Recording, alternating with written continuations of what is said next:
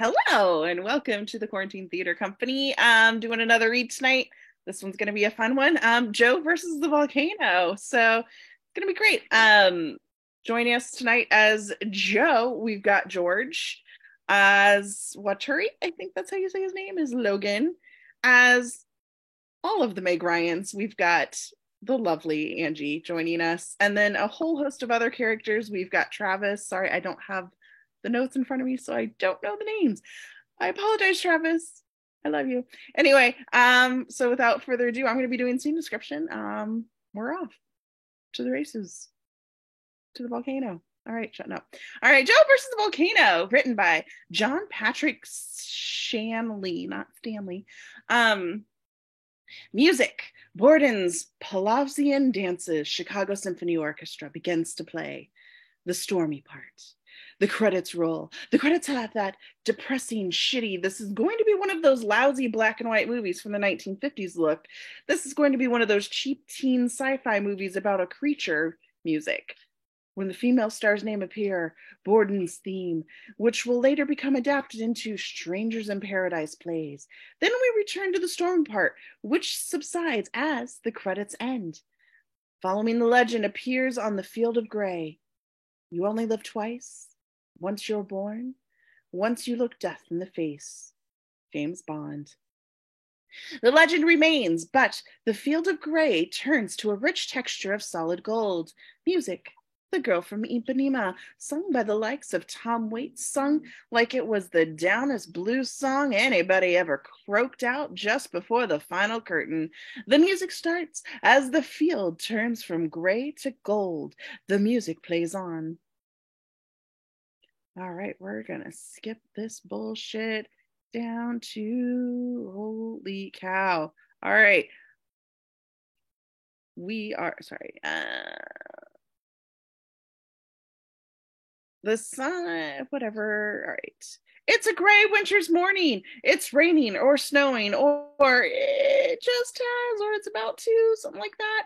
There's a guard at the gate nodding workers inside the fence as they trail listlessly past him and continue on their way to the building's entrance. Most of them carry or are using gray or black umbrellas since they are all coming from the parking lot, and since the entrance to the building is still almost a city block away. Once inside the fence, this straggling line of workers stretches hundreds of yards. Some of the workers wear hats. We see the line of workers from high overhead. The line is the same shape as the lightning bolt logo. One of these workers is Joe Banks. Joe is in his early 30s. He's wearing a beat up black trench coat. Under his trench coat, he's got on a cheap and square jacket and tie. This is a depressed man. You can see where he could be cool, where he could have something on the ball, but he's just way too beaten down and depressed to be cool. Joe steps in a puddle. He pulls his shoe out of the water. He notices the sole is coming loose from the shoe. This depresses him further. He walks on. The sound of water squishing in his shoe can be heard. Interior Panoscope Building Day. Joe is shuffling down the main walk in the building. On his left are the doors leading to the offices. On his right is the factory, which has the feel of an airplane hangar. The factory is separated from the walk on which Joe progresses by a heavy wire fence 12 feet high. Joe passes by a sign on this fence saying, "Shipping." This area is filled with thousands of brown cardboard boxes. A shipping clerk among these boxes pulls a lever on a device. The device spews out several feet of wet brown tape. Joe continues on. He passes a sign on the fence that says canteen. This area contains a row of vending machines and two long tables. A guy who looks like he's going to die is sitting at one of the tables eating Pink Hostess snowballs. He eats them in a slow, dismal way, as if they were giant sleeping pills. I feel you, bro. Joe continues on. He passes a sign on the fence that says quality control. This is the biggest area. It's filled with coworkers in shower caps and worn jackets. They work at a distance apart from each other at long tables. They are inspecting terrifying medical instruments. One of these workers, a middle-aged woman named Sally, attaches a catheter into an air pump. The catheter inflates and finally explodes. Sally seems satisfied. Joe continues on, his shoe distinctly squishing. He stops at one of the office doors on his left. The lettering on the door reads, Advertising Department. Joe opens the door and goes in. The song ends. Interior Interior Advertising Department Day. The place is lit with those totally draining, deadening fluorescent lights. Dee Dee, a secretary in her late 20s, is sitting at her desk typing. She's pretty, maybe a little hard. She types like an automatic weapon. Her makeup doesn't really work under these lights, and she nods briefly to Joe and goes on with her typing. Joe tries to hang up his hat, but it keeps falling off the hook. He is endlessly patient. It's the sound of the typewriter that makes him miss. At last, he succeeds. Behind Dee Dee at a bigger desk is Mr. Wattori. He's leaning back in an executive chair talking on the phone. He's middle-aged, olive-skinned, and a dark suit that shows up his significant dandruff. His teeth are yellow his teeth are yellow as rancid butter. Lovely description. And there's enough grease shining on his forehead to coat a skillet. He's talking into the phone. Yeah, Harry, but can he do the job? I know he can get the job, but can he do the job? I'm not arguing with you. I'm not arguing that with you. I'm not arguing that with you.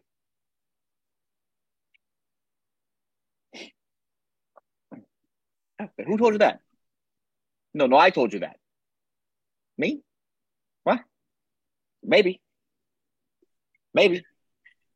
Yeah, maybe. Sorry, I was waiting on another argument. I was not arguing with that there. Joe hangs up his coat on the coat rack and goes to the coffee setup at the rear of the office. He snaps disposable plastic coffee cup into the permanent plastic holder. He puts a spoonful of instant coffee in the cup, yuck, and then a spoonful of powdered creamer, then 2 spoonfuls of sugar, and then he takes the plastic stirrer and stirs the powders. He pours in the hot water and stirs. Oh God, little clumps of undissolved stuff rise to the top. Joe tries to break them up with the stirrer and partially succeeds. He feels the glands in his throat. Maybe they're a little swollen. He rubs his eyes. They're burning a little. He takes his coffee and walks past Mr. Wattori into his own office. Excuse me. Interior Advertising Library. Joe's office day. The same fluorescent lighting. There's a small wooden desk which has on it an old electric typewriter and an out-of-place lamp. It's a lamp Joe brought from home. The rest of the office is almost entirely taken up with gray industrial shelving. On these shelves are brochures depicting various medical instruments. Samples of each brochure are taped to the appropriate shelf. Behind Joe's desk is a pipe that runs floor to ceiling and is painted fire engine red. And in the center of this pipe is a big wheel valve. Hanging from this valve is a printed metal sign. This is a lot of fucking description. The sign reads, "The main drain." Another sign reads, "Do not touch." Joe turns on the lamp, which casts a small ring of golden light, and sits down with his coffee. He takes off his shoe and examines it. He tries to huddle close to the lamp, like a cold creature trying to get warm. Dee Dee comes in. Good morning, Dee Dee. Hi, Joe. What's wrong with the shoe? I'm losing my soul. Yeah. How you doing? I'm a little tired. Yeah. Here, each one gets sent 5 to 5 catalogs. Can't do it. Why not? I only got 12 catalogs left altogether. Okay. She leaves. Joe puts his shoe back on. Mr. Wattori comes in. Joe cowers. He's threatened by Mr. Wattori. How you doing, Joe? Well, I'm not feeling good, Mr. Wattori. Mr. Wattori chuckles. So what else is new? You never feel good. Yeah, well, that's the problem. Anyway, I got the doctor's appointment today. Another doctor's appointment? Yeah. Listen, Joe, what's this Dee Dee tells me about the catalogs? I've only got 12. How did you get us down to 12?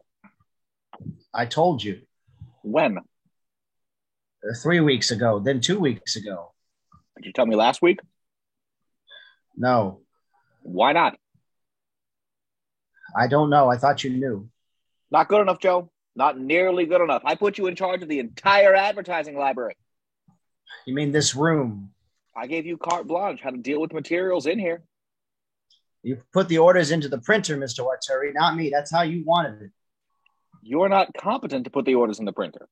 It's very technical. I thought you were going to explain it to me. I was going to do better than that. I was going to make you assistant manager. I want to make you assistant manager, but you're not flexible. You're inflexible. I don't feel inflexible. You're inflexible. Totally. And this doctor's appointment, you're always going to the doctor. I don't feel good. So what? You think I feel good? Nobody feels good. That's a childhood. That's a fact of life. I feel rotten. So what? I don't let it bother me. I don't let it interfere with my job. What do you want from me, Mr. Wateri? You're like a child. What? What's this lamp for? Isn't there enough light in here? These fluorescent lights affect me. They make me feel blotchy, puffy. I thought this light would... Get rid of the light. This isn't your bedroom. This is an office. Maybe if you start treating this like a job instead of some kind of welfare hospital, you'll shape up. And I want those catalogs. Then please order them. Watch yourself, Joe. Think about what I've said. You got to get yourself into a flexible frame or you're no place. He starts to leave, but stops and looks back. Take the light off your desk. I will. Take it off now. Joe unplugs the light and takes it off his desk. Good. Wateri leaves. Joe sits at his desk, shrinking in the fluorescent light. He sips his coffee. The phone rings and he answers. Advertising library. 50. I'm sorry, we don't have that many in stock. I don't know why. The catalog is a thing. I don't know. It's here and it's gone. I can't explain. It's a mystery. He hangs up the phone. Dee Dee has quietly come in. She's looking at Joe and she speaks to him in a low voice. Why do you let Wateri talk to you like that? Like what? What's wrong with you? I don't feel very good. She looks at him. She's frustrated with this guy. This is somebody who she could go for, but he's just lying there like a dog waiting to be kicked. He looks at her as if he had the strength. If he were feeling a little better, he'd make a play for this woman. But he's helpless. He just doesn't feel very good. Absently, he feels the glands in his throat. What's the matter with you? I don't know. She just stares at him. She's angry, frustrated. She turns and walks out. Joe's eyes are shining with tears that will not fall. He is powerless to help himself. He mutters to himself, fierce, impotent. I don't know. He presses the heels of his hands to his eyes. Interior doctor's waiting room day. We discover Joe with the heels of his hands pressed into his eyes. This room is fluorescently lit too, and perhaps at first we don't realize we have gone somewhere else. A nurse's voice is heard. Mr. Banks? Mr. Banks? Joe, startled, takes his hands from his eyes. The camera pulls back and we see we're in a doctor's office waiting room. And now we see the nurse. She's a very conservative WASP nurse. Yeah. Dr. Elson will see you now. Interior Dr. Ellison's office day. The lighting in the doctor's office is the first warm, relaxing light we've seen. It comes from lamps and a little frosted window. The office itself is full of old wood and books. Dr. Ellison sits in a comfortable chair at an old desk. He has the last word in doctors. He's a large, respectable, distinguished, gray-haired MD. He's a specialist. You get the feeling he may be a genius. How are you feeling, Mr. Banks? Pretty much the same. I feel puffy and blotchy. I never seem to have very much energy. I get these little sore throats. I just don't feel good.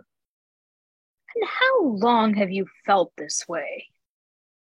Well, pretty much since I left the fire department, on and off, but since then, about 8 years. What did you do in the fire department? Well, I put out fires. Was it dangerous? Yeah, pretty rough stuff, but I came out of it okay. The hard part was not feeling good all the time. I started not feeling good all the time, so I had to quit. Ellison nods. Yes, I've gotten the results of your tests. I got cancer. No. This new venereal. No. Is there something wrong with my blood or urine or? No, they're fine, but there is something. Tell me. You have a brain cloud. A brain cloud. There's a black fog of tissue running right down the center of your brain. It's very rare. It will spread at a regular rate. It's very destructive. And it's incurable. Yes. How long? 6 months. You can pretty much count on it being about that. It's not painful. Your brain will simply fail. Followed abruptly by your body, you can depend on at least 4.5 or 5 months of perfect health. What are you talking about, doctor? I don't feel good right now. That's the ironic part, really. Mr. Banks, you're a hypochondriac. There's nothing wrong with you that has anything to do with your symptoms. My guess is your experiences in the fire department were extremely traumatic. You experienced the imminent possibility of death several times. You survived, but the cumulative anxiety of those brushes with death left you habitually fearful about your physical person. I'm not sick, except for this terminal disease. Which has no symptoms. That's right. It was only because of your insistence on having so many tests that we happened to discover the problem. Joe laughs a little maniacally, then stops abruptly. What am I going to do? Well, if you have any savings, you might think about taking a trip. A vacation? I don't have any savings. A few $100. I spent everything on doctors. Yes. Perhaps you'll want a second opinion. A brain cloud. I knew it. Well, I didn't know it, but I knew it. Yes. What am I going to do?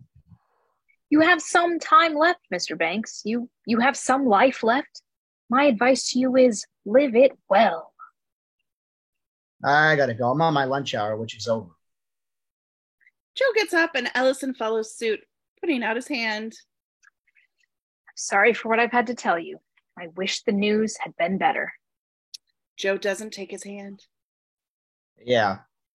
Joe leaves. Ellison starts to sit down and Joe comes back in. I'm sorry I didn't shake your hand.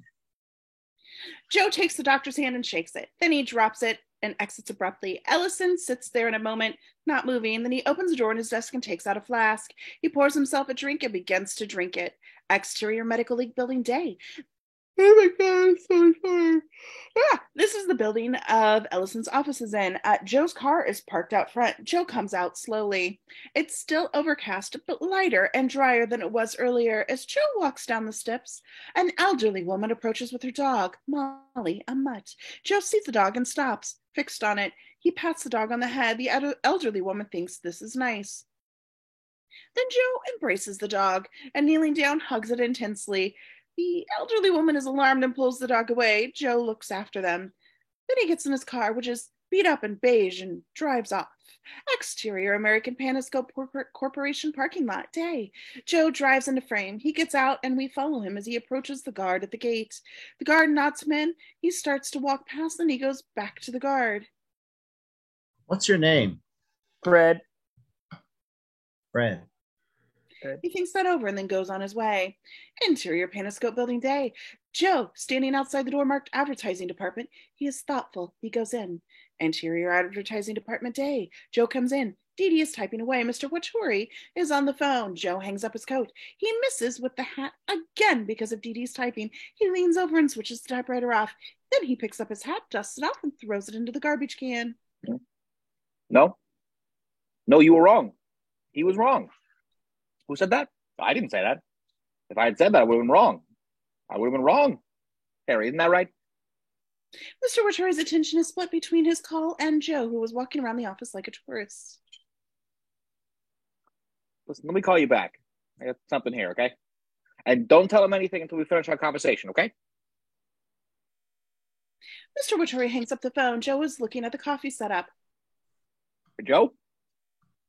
Yeah, You were at lunch 3 hours. about that.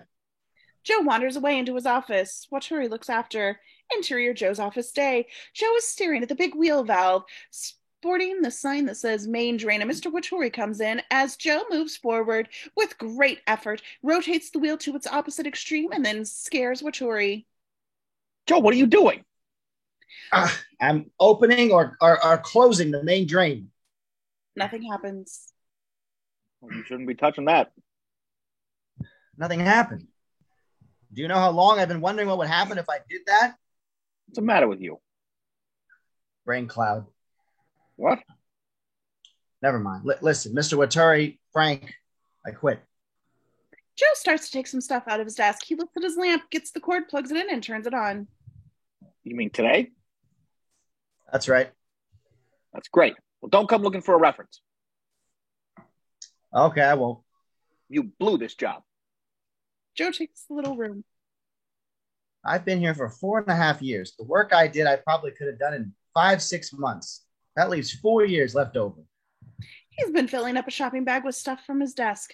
3 books, Romeo and Juliet, Robinson Crusoe, and The Odyssey, the old ukulele, and his lamp. He's now finished. He walks out of the room without even looking at Watari. Watari goes after him as he exits. Interior Advertising Department Day. Joe is walking towards the front door. Watari follows him in. Joe stops at Dee Dee's desk. She's typing. He's looking at her. She stops typing. 4 years. If I had them now, like gold in my hand, here, this is for you. Bye-bye, Dee Dee. You're going? Well, if you're leaving, leave. You'll get your check, and I promise you'll be easy to replace. I should say something. What are you talking about? This life. Life? What a joke. This situation, this room. Joe, maybe you should just...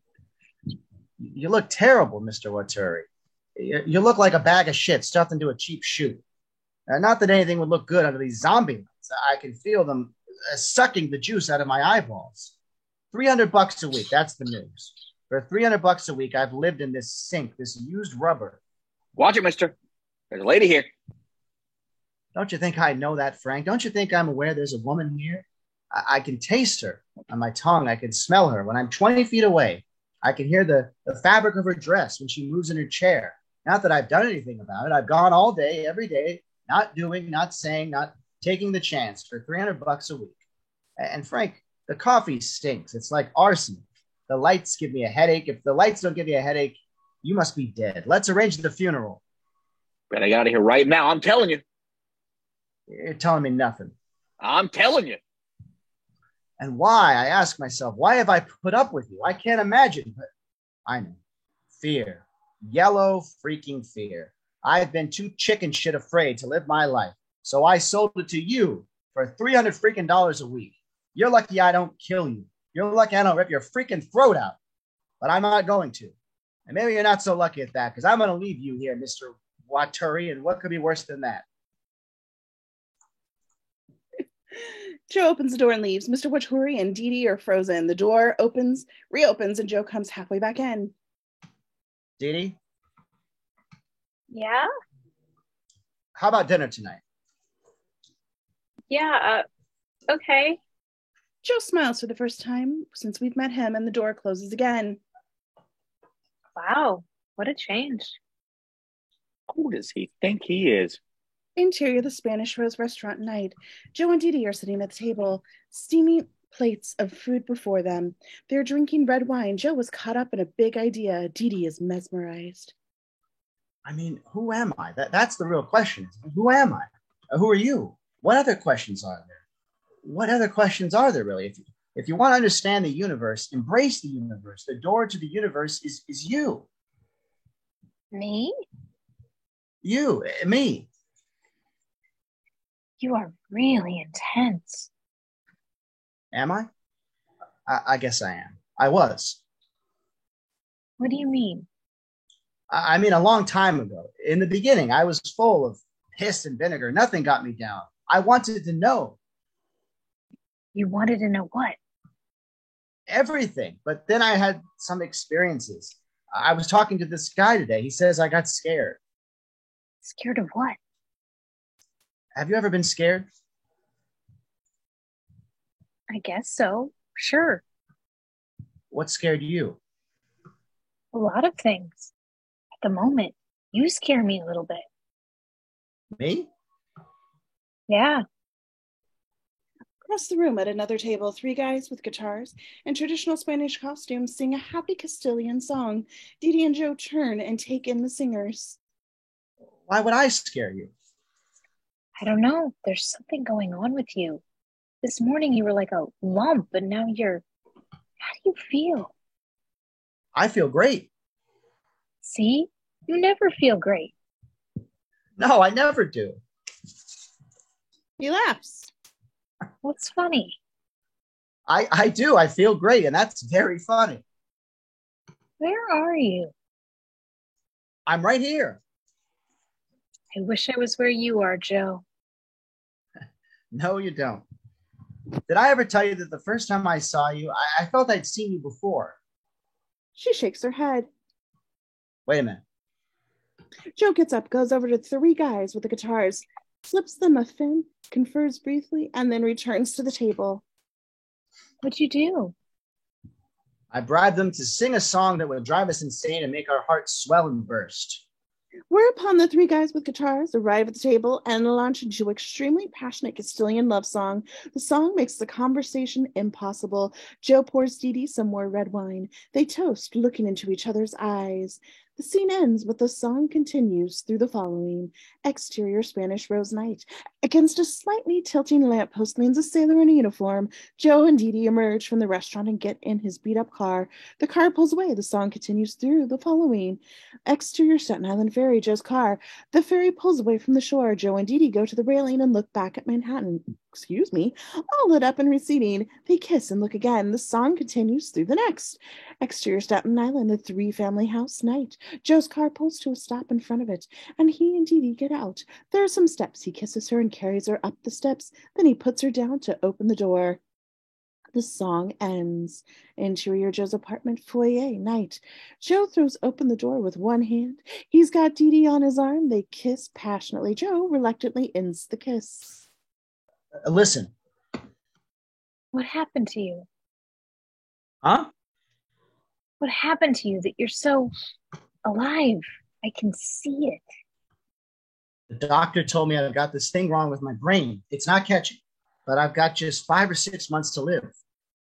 What? I'm going to die, and it's made me very appreciative of my life. Dee Dee shrinks from him, clutching her coat, suddenly cold. I've got to go. Please don't. He reaches for her. She steps back. Bless you. I've got to go home. You may have quit, but I've got a job in the morning. Dee Dee, I really want you to stay. You're gonna die? Yeah, but so what? Stay, just tonight. Tomorrow will take care of itself. She hesitates on the brink of staying, lifts her hands to say yes, but her courage fails her. I can't handle it, Joe.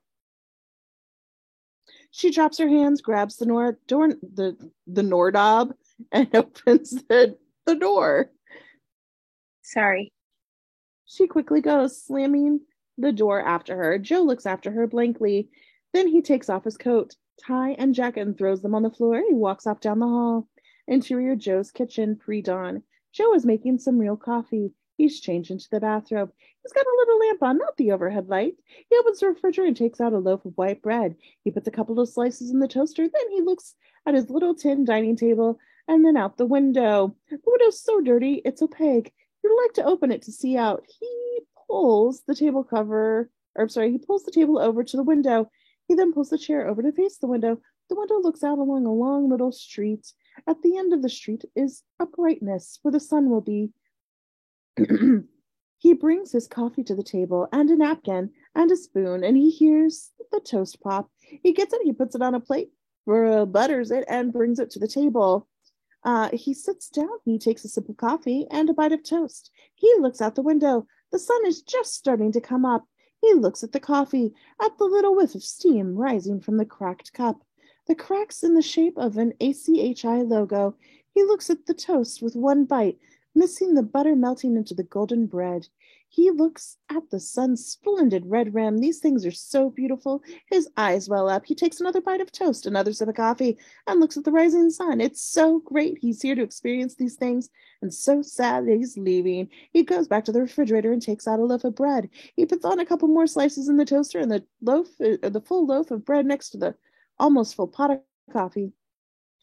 Joe's kitchen, morning, a couple hours later. The loaf of bread is almost gone and the pot of coffee is empty. We now pull back to see Joe sitting by the window with his feet up, some crust of toast lying on the plate next to him. The sun has risen a goodly bit and can no longer be seen by us. But Joe is dappled with sunlight. He is no longer in the thrall of the big emotion, but he is extremely deep in thought. The doorbell rings. Joe doesn't move. It rings again. Did he hear the doorbell? It rings again. He is now satisfied that the doorbell is actually ringing.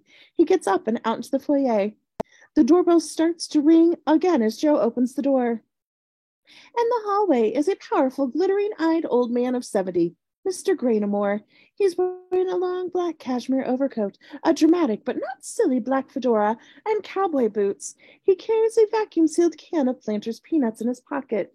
He's got a cane with a duck's head. Joe Banks? Mr. Joe Banks? Yeah. Have I come at a bad time? Yeah. No. I don't know how to answer that question. Can I come in? Can we talk? Joe throwing open the door. He's in his bathrobe. You're not dressed. No. Doesn't bother me if it doesn't bother you. Graynamore strides past Joe into Joe's living room. Joe looks after in a bit of a daze, then he follows. Interior Joe's living room day. It's modest, to say the least. It's messy and cheaply furnished. An enormous crack runs up the wall across the ceiling. Graynamore takes in the room. Not a nice place you have here, Joe. Mind if I call you Joe? No. Graynamore smacks a hole in the wall with his cane.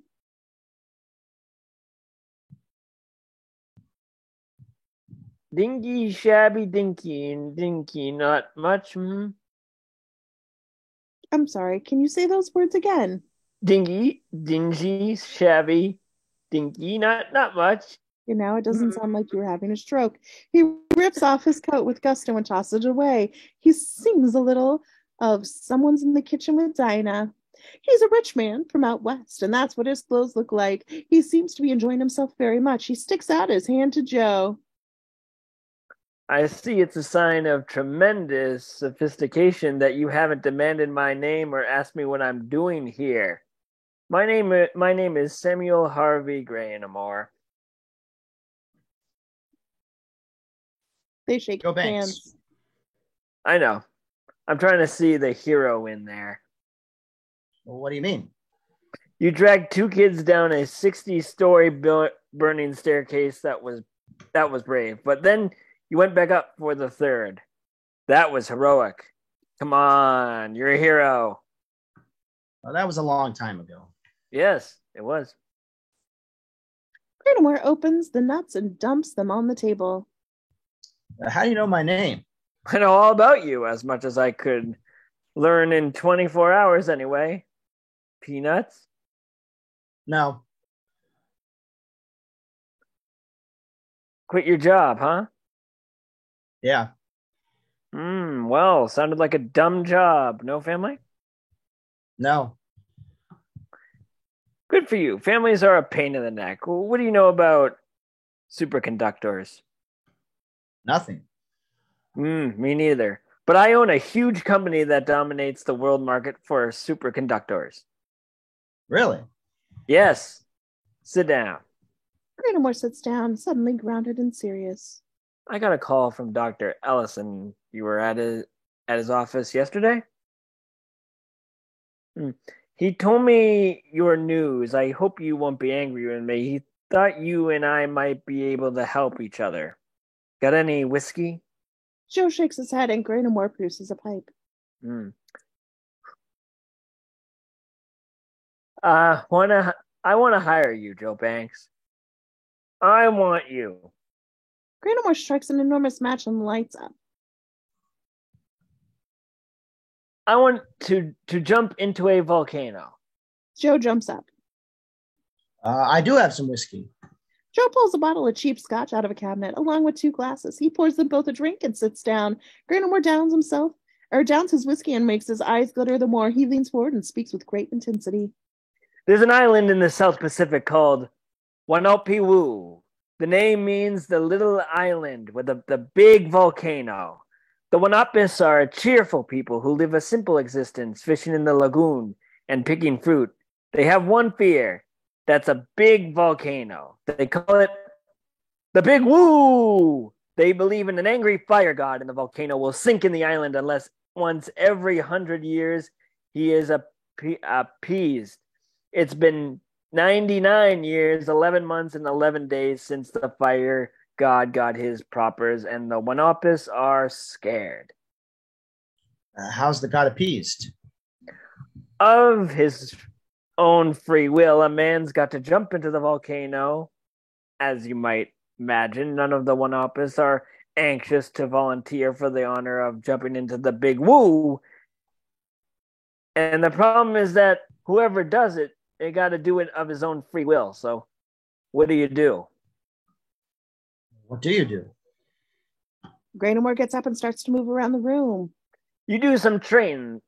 There's a mineral on the island that Mr. Banks, it's called Barubu? I don't know anywhere else on the planet where you could find more than a gram of this stuff. And believe me, I've looked, because without Barubu, I can't make any superconductors. I've tried to get the minimal right from the Wanopus, but I don't seem to have anything they want. But they do want a hero, Mr. Banks, and they'll give me the mineral rights if I find them. Why would I jump into a volcano? Graynamore moves behind Joe. From your exploits in the fire department, I think you've got the courage. You do? Does it take more guts to twice traverse a staircase in flames or to make a one-time leap into the mouth of a smoking volcano? Damned if I know. Kinoshabi, all I know is when you're making those kind of calls, you're up in the high country from your doctor, you know you're on your way out anyway. You haven't got any money, I checked. Do you want to wait it out here in this apartment? That sounds kind of grim to me. It's not how I'd want to go, I'll tell you that. Graynamore lets go of his shoulders. He takes out his wallet and lays out 4 credit cards on the stereo console. Diners Club, Gold Visa, Gold Master, Gold American Express. The cards have Joseph Banks printed on them. Joe looks at the cards. We hear Graynamore's voice as we look at the cards. These are yours if you take the job. It'd be 20 days from today before you'd have to actually jump in the Big Woo. You could shop today, get yourself some clothes, for an adventure. Then tomorrow, a plane to LA. First class, naturally, you'll be met, stay in the best hotel. Then the next day, you board a yacht. More competitors sometimes watch the airports. The yachts are a real beauty. It belongs to me, gourmet chef. You sail to the South Pacific. Then, 15 days, the Wanopus come to meet you, a total red carpet situation. You're a national hero. You're Charles Lindbergh. It's wine, women, and song, and the sweetest little paradise you've ever saw. Then you jump in the volcano. Live like a king, die like a man. That's what I say. What do you say? Joe picks up the credit cards and looks at Graymore. All right, I'll do it. Here's my card and your plane ticket. America, noon out of Kennedy tomorrow. He picks up his coat and hat and heads for the door. Mr. Graynamore? Yes? What if I use the cards and take the plane and go on the yacht and party on the island, and then I change my mind and I don't jump in the volcano? Well, then I'd kill you in a very slow and painful way. But you'll jump. He laughs in a warm and wonderful way and goes to the door, opens it, and leaves. Joe stands there looking after him for a moment and then pulls out the credit cards. He flips through, finds what he wants, or pulls out, I don't know, maybe the phone book. I don't know, it doesn't say. He flips through something and finds what he wants and dials a number. Hi, I'd like to rent a limousine. Thank you. Yes, I do. American Express, the gold card. Can I have a white limousine? Joe smiles, looking at the card in his hand. Exterior white limousine in Lower Manhattan Day. The car has just emerged from Staten Island ferry traffic. We see a friendly face on the front grille of the limousine, and it is slightly overcast day. Interior limousine day. Joe is sitting in the back, idly plucking his ukulele, looking out the window, stretching his legs. The driver is a middle-aged black man. His name is Marshall. He's wearing a jacket and tie and sunglasses, and he seems reserved and efficient. So, where you'd like to go? Excuse me. Where would you like to go, sir? Joe thinks for a moment. I thought I might like to do some shopping. Okay. Where would you like to go shopping? I don't know. Marshall's disgruntled, but he hides it behind his reserve. All right. Where would you go shopping? For what? What do you need? Clothes. What kind of clothes? What is your taste?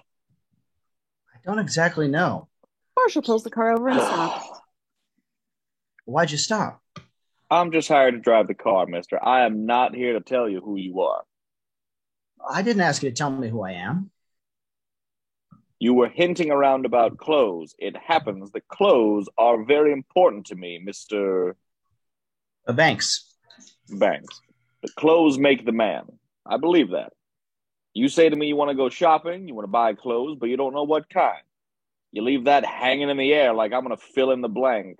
To me, it's like asking who you are. I don't want to know. It's taken me my whole life to find out who I am, and I'm tired now. You hear what I'm saying? What's your name? Joe. My name's Marshall. How do you do? I shake hands quite seriously. Wait a minute, I'm coming back. Marshall gets out the driver's seat and goes back to gets in next to Joe. Now, what's your situation? Explain your situation to me. I'm going away on a long trip. Okay. I've got the opportunity to buy some clothes today. Yes. Money's no object. Good. Where are you going? Well, I'm going out tonight in the city. Nice places? I hope so. Then tomorrow I'm flying to LA. First class? Yeah. Good. Then I'm getting on a yacht and sailing to the South Pacific. Hawaii? No, a really unknown little island. No tourists? I don't think so. Good.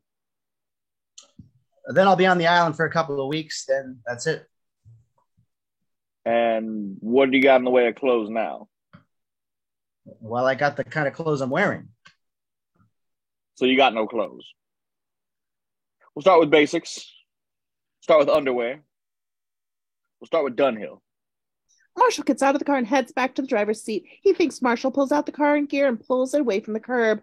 Exterior Dunhill Day. The white limo pulls up. 2 dog bars bracket the entrance to Dunhill with 2 big matching dogs, probably Danes, Great Danes, drinking at each other at each of the dog bars. The dogs are held on leashes by a man in a business suit and a woman in a pretty coat. Interior white limo day. Joe's getting ready to get out. So just socks and underwear? Conservative underwear is the only way to go. White cotton broadcloth boxes. Silk shorts make you feel like a whore, so none of that.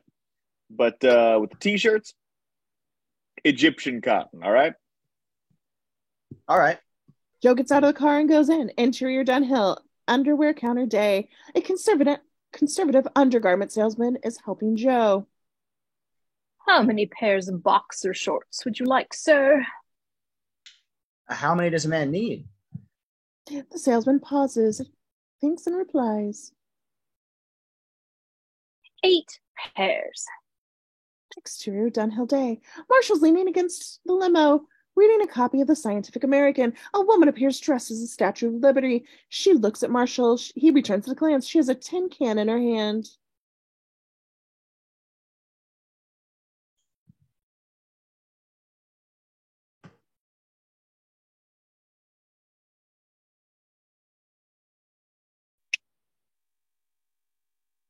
What?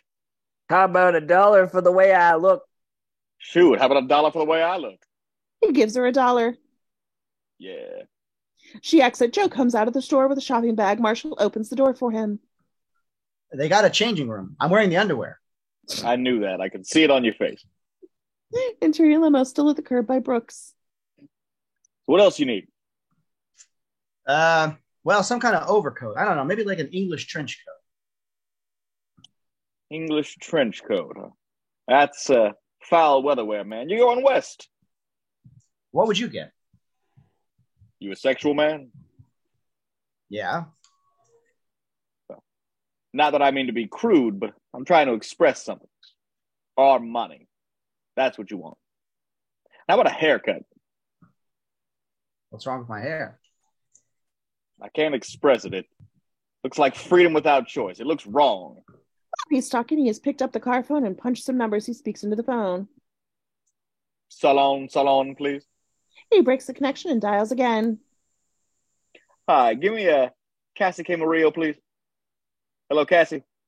It's Marshall. How are you? You good? Listen, I got somebody who needs you today. Can you help me out? 2:30? Great. Good. Thanks. He hangs up. We got to get moving. He puts the car in gear and pulls away. Exterior, Armani. Day. The white limo pulls up. Interior limo. So what do I ask for? This is too complicated. I got to come in with you. If I get a ticket, it can't be helped. Exterior limo outside Armani's Day. Joe and Marshall get out and go in. Interior Armani. Joe is standing in a fitting stool in a beautiful suit. He's being ministered to by an Italian tailor as Marshall supervises. Marshall murmurs to the tailor. I still think the full break over the shoe is the way to go. No more than half of this year, I swear to you. You can take it off now, sir. Points the way to Joe and walks off. Hey, Joe, how about a tux? What for? Yeah, something will come up. There's nothing a man looks better in. I'll get one if you get one. I can't be buying no Armani tux. I'm a working man. You're getting paid to drive the car. Nobody's paying you to give me all this advice. Let me buy you the tux and we'll call it even. Marshall thinks it over. Interior Armani's 10 minutes later. Day. Marshall is standing on the fitting stool in an Armani tuxedo. The tailor is doing his cuffs. Give me the full break over the shoe, Pietro. It's my preference. Whatever your pleasure, sir. Exterior Armani at the curb. Joe and Marshall Day. They emerge and Marshall opens up the door to the limo for Joe and Joe urges him to speed it up. Come on, kid. We're on a roll. Didn't even get He a walks ticket. around the driver's side.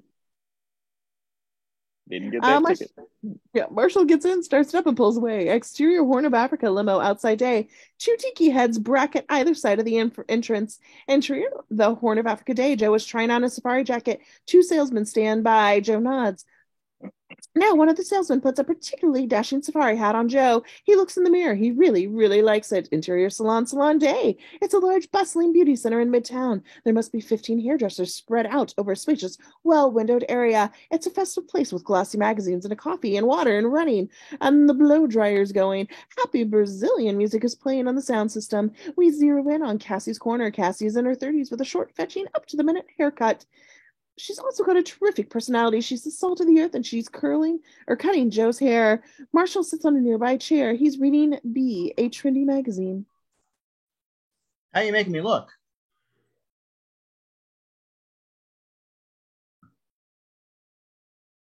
I'm undoing this cut from before. This is some piece of geography. Where'd you get this?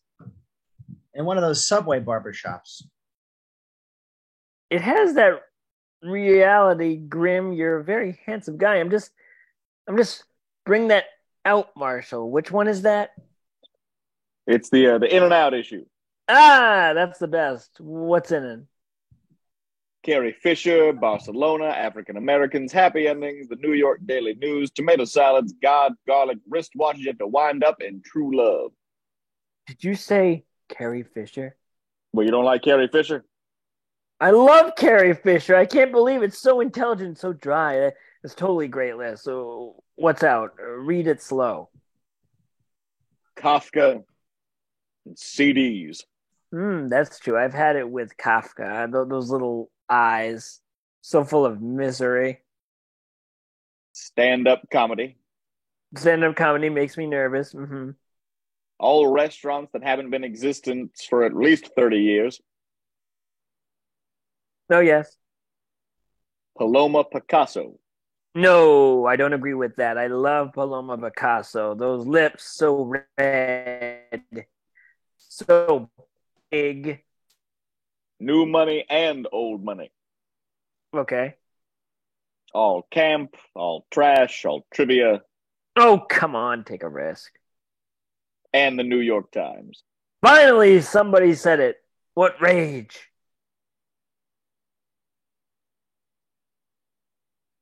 Very gratefully, thank you, Marshall. Well, here you are. I look good. You're coming into focus, kid. I can see it now.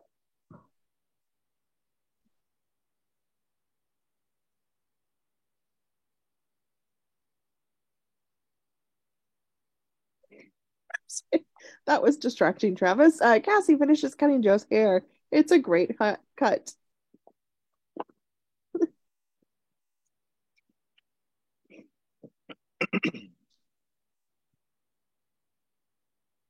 Cassie? Yeah. Yeah, we already did these. We already did that. Oh, yeah, we already did that. We skipped all that. Okay, that's my problem then. Never mind. Exterior Hamakrishna day. The limo pulls up. Joe goes in. Marshall stays in the car. Interior Hamakrishna day. Angle on the indoor golfing practice. Green. Joe puts a golf ball into the hole. I'll take it. Yes, sir. Joe walks out of the frame, close-up hand across the glass countertop of a Swiss Army knife, the World Band travel radio shaving kit, lantern, and a violin case that doubles as a bar. I want that violin case. Until we come to a large, light-colored umbrella, which is pointed at us. The umbrella closes, revealing Joe. I'll take this too. Who will that be all? Holy shit, that's a voice. Joe walks away. Picture cut out of a woman demonstrating the walk on water shoes. Joe approaches. The saleswoman appears as well. Joe is really looking at the shoes. Does that interest you? You mean you can walk on water? With a little help, yes. I'll take a pair. All right, very good, sir. Thank you. Thank you. Interior white limo in front of Armani Day. Two uniformed attendants from Armani are handing the last of the boxes to Joe, who's now sitting in front of Marshall. The back of the car is completely loaded with the stuff. The attendants head back to the entrance where they stand at the parade, rest on either side of the door. Joe calls after. Thanks. Marshall pulls away from the curb. You know what you need? What else could I need? How are you going to carry this stuff? You need luggage. I didn't think of that. Interior small exclusive luggage store, J. Russ Day. It's as quiet as a church. A few pieces of extremely high-quality leather luggage are on display. The salesman, a small, neat man in a quiet suit, is the store's representative. He's talking with Joe. He's very serious, understated man. Have you thought much about luggage, Mr. Banks? No, I never really have. It's the central preoccupation of my life. You travel the world. You're away from home, perhaps away from your family.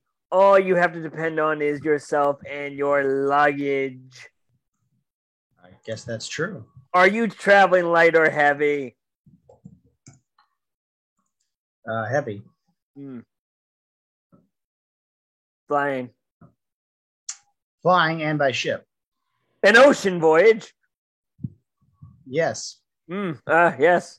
So a real journey. And then I'll be staying on this island. I don't even really know if I'll be living in a hut or what. Salesman very excited. Yeah. As a luggage problem, I believe I have just the thing.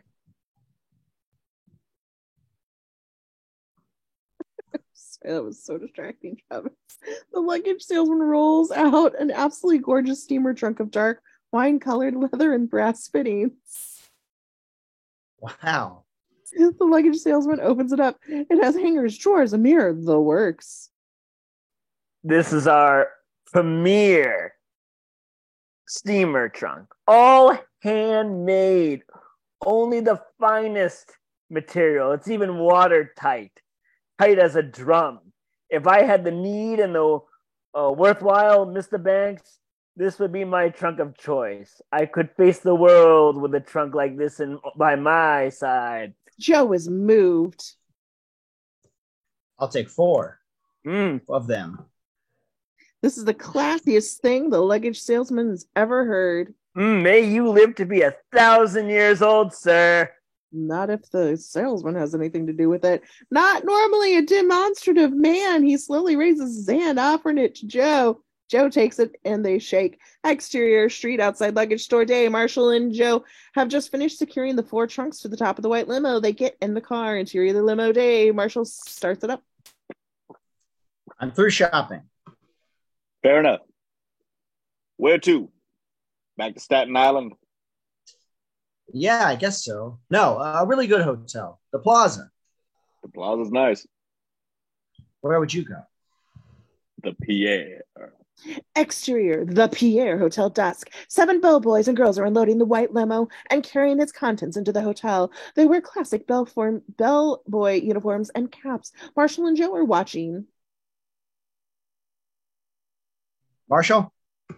Yeah, I wonder if you'd want to have dinner with me tonight. can't do it. I got my wife and my girlfriend and my kids at the end of the day, you know? Yeah. The head bellman informs Joe. Everything's at check-in when you're ready, sir. The bellman departs within. Listen, ain't you got nobody? No. But there are certain times in your life when I guess you're not supposed to have anybody, you know? There are certain doors you have to go through alone. You're going to be all right. Joe shrugs. He and Marshall shake hands. They look at each other. We see Marshall get in the limo and pull away. We see Joe look after him and then turn and go into the hotel. Music, an instrumental jazz version of Do You Know the Way to San Jose plays through the following scenes. Interior suite at the Pierre Hotel night. Joe has one of his trunks open. He's hanging his tuxedo up in it. He's been taking stuff out of boxes and packing it into the trunks. He opens another box and takes out his new suit. The music continues through the next scene, which is a main restaurant at the hotel. This is incredibly beautiful, quiet restaurant. Joe's discovered sitting alone at the table. The waiter is just walking away, and Joe's sipping a glass of wine, his entree before him.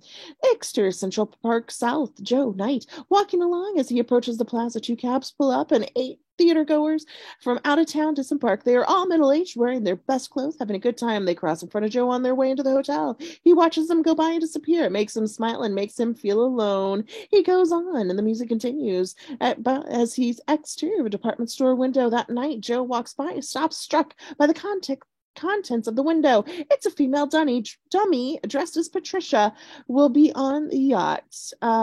Behind the dummy is a photo mural of the yacht.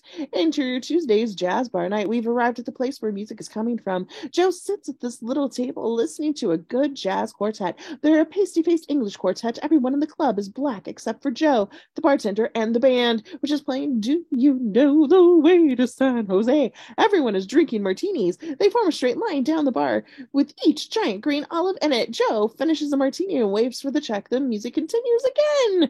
Back out on 5th Avenue, 30 feet from the Pierre.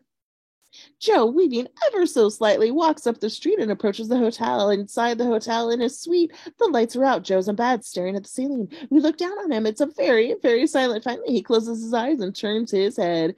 Exterior American Airline in-flight day. In the first-class cabin, in the flight to LA, Joe is sitting on the aisle. Next to him is a gray-haired, wholesome priest named Father Conroy.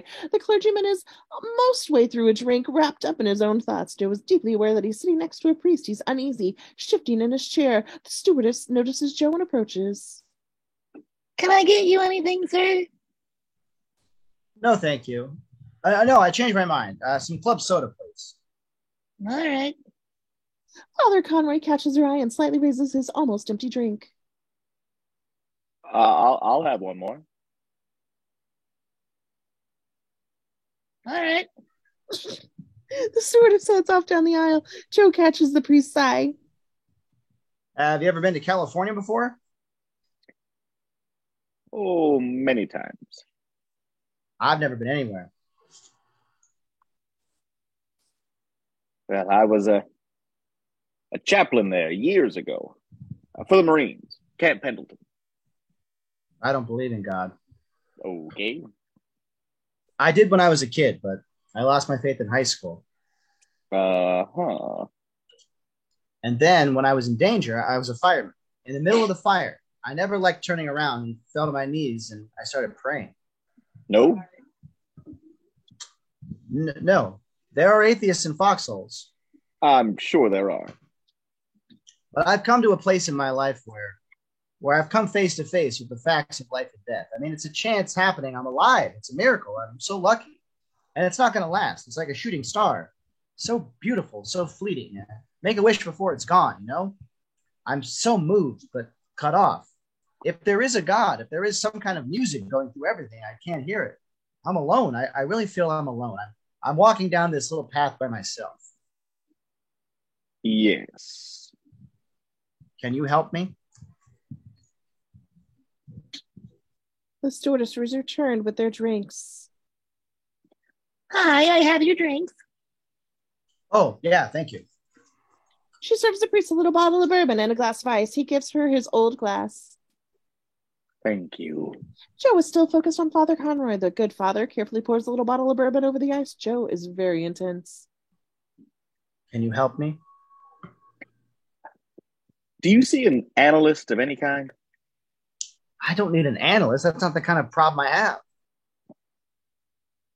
Inspirational light shines through the cabin window. Look, if you need a guide, if you're a seeker and you need a guide, someone to counsel you so you can find your way forward into the spiritual realm, and you're on an airplane, don't look in first class. Father Conroy raises his glass of bourbon and a little toast to Joe and then takes a healthy swallow. Interior LAX, American flight lands. Interior LAX terminal. Joe and his fellow travelers are just entering the terminal proper. The commercial airplane presses its nose inquisitively against the visible window. It is surrounded by orange trees. Joe is surrounded by a blonde California guy as he gets off the plane. We see a homemade banner. Welcome to LA, St. Dymphia's Girls Academy. Of the 6 people waiting, 5 of them look like Brezhnev. The 6th is Angelica. She's holding aloft a sign which reads, Joseph Banks. She looks like Dee Dee. Joe does a take and goes to her. Several Catholic schoolgirls run by. Hi. Are you Joe Banks? Yeah, who are you? I'm the daughter of the guy who hired you, Angelica Granmore. Joe shakes her hand. Nice to meet you again. What? Joe shakes his head. Daddy told me to tell you that I don't know who he hired you for and not to tell me. That's because I'm totally untrustworthy. I'm Liberty Gibbet. Come on, let's get out of here. I've got some luggage. Oh, sorry about that. Exterior taxi full of steamer trunks. Stay. The taxi is going along a highway. We leave the taxi and move forward to a red convertible. In the red convertible are Angelica at the wheel and Joe beside her. They are driving alongside the blue ocean. Green palm trees wave overhead. All is beautiful and fresh. I've never been to LA before. What do you think? It looks fake. I like it. Exterior Shangri-La Hotel Sunset. The red convertible pulls up to the entrance and we hear Angelica say, Daddy wanted to put you up in a Bel Air, but I said, no way. Shangri-La, Shangri-La. The taxi pulls up behind them. Angelica gets out of the car and goes back to the cab. She gives the driver money.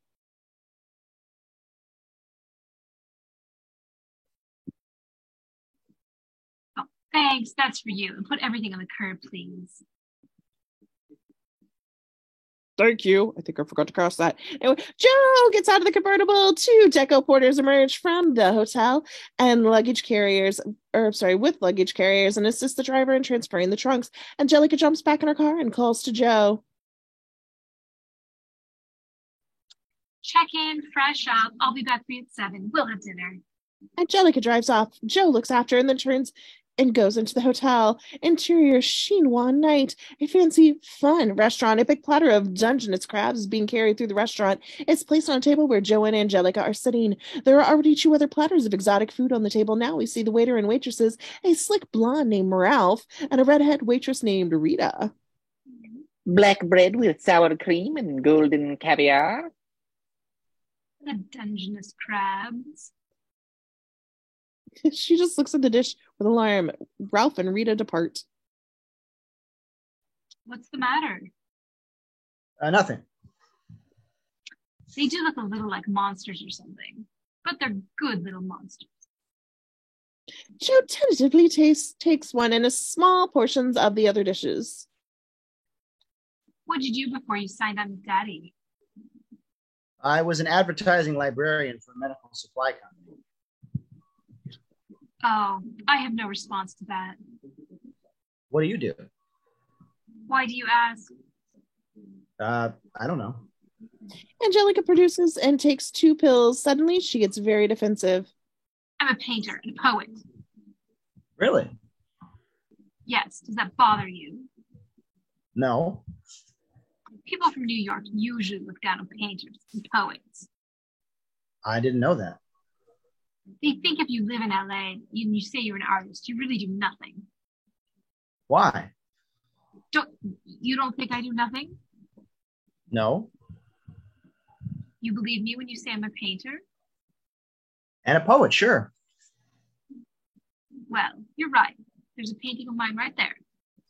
Painting of a car in a yellow pool of light overlooking the city lit up city below and looking. Joe and Angelica looking at the painting. It's terrific. Where you get your ideas? I'll show you. Cut back to the painting. Exterior hill with a streetlight night. The streetlight casts a pool of light just like in the painting. The city glitters below. When Angelica's car pulls up to the pool of light and stops, the picture is complete. Nice view. It's like looking down at the stars. Angelica takes 2 more pills.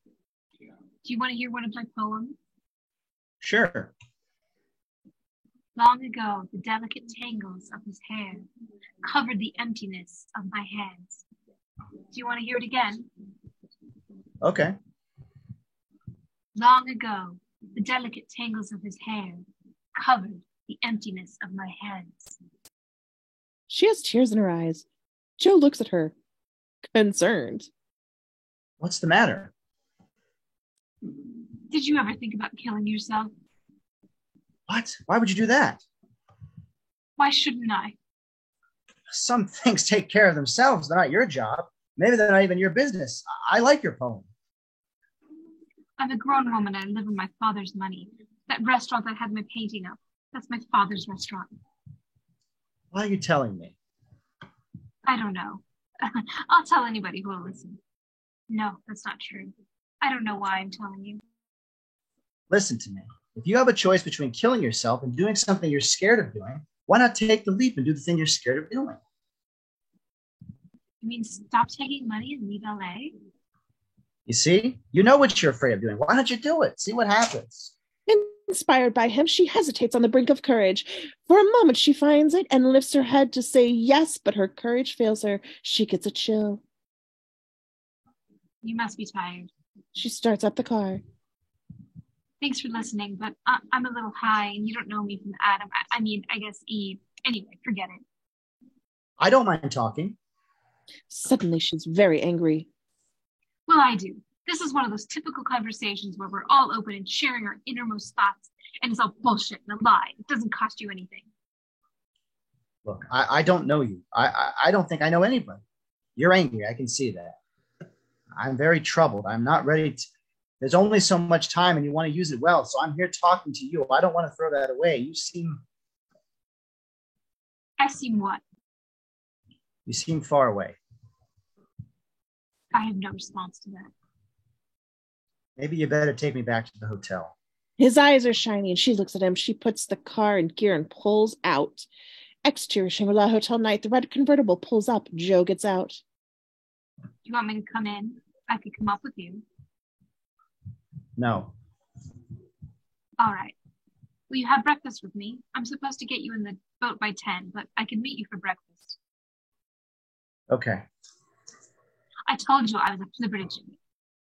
She drives off. Joe turns and goes into the hotel, changes his mind, and walks out to the street. We follow him as he dodges a lone car and makes it to the other side where the palm trees grow.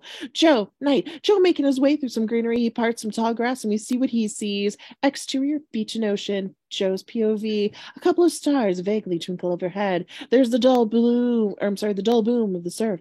Down where the beach meets the ocean, Joe arrives at his spot and sits down in the sand. He looks out at the ocean, at the horizon, where the night presses down on the water. Time passes, the sky gets lighter.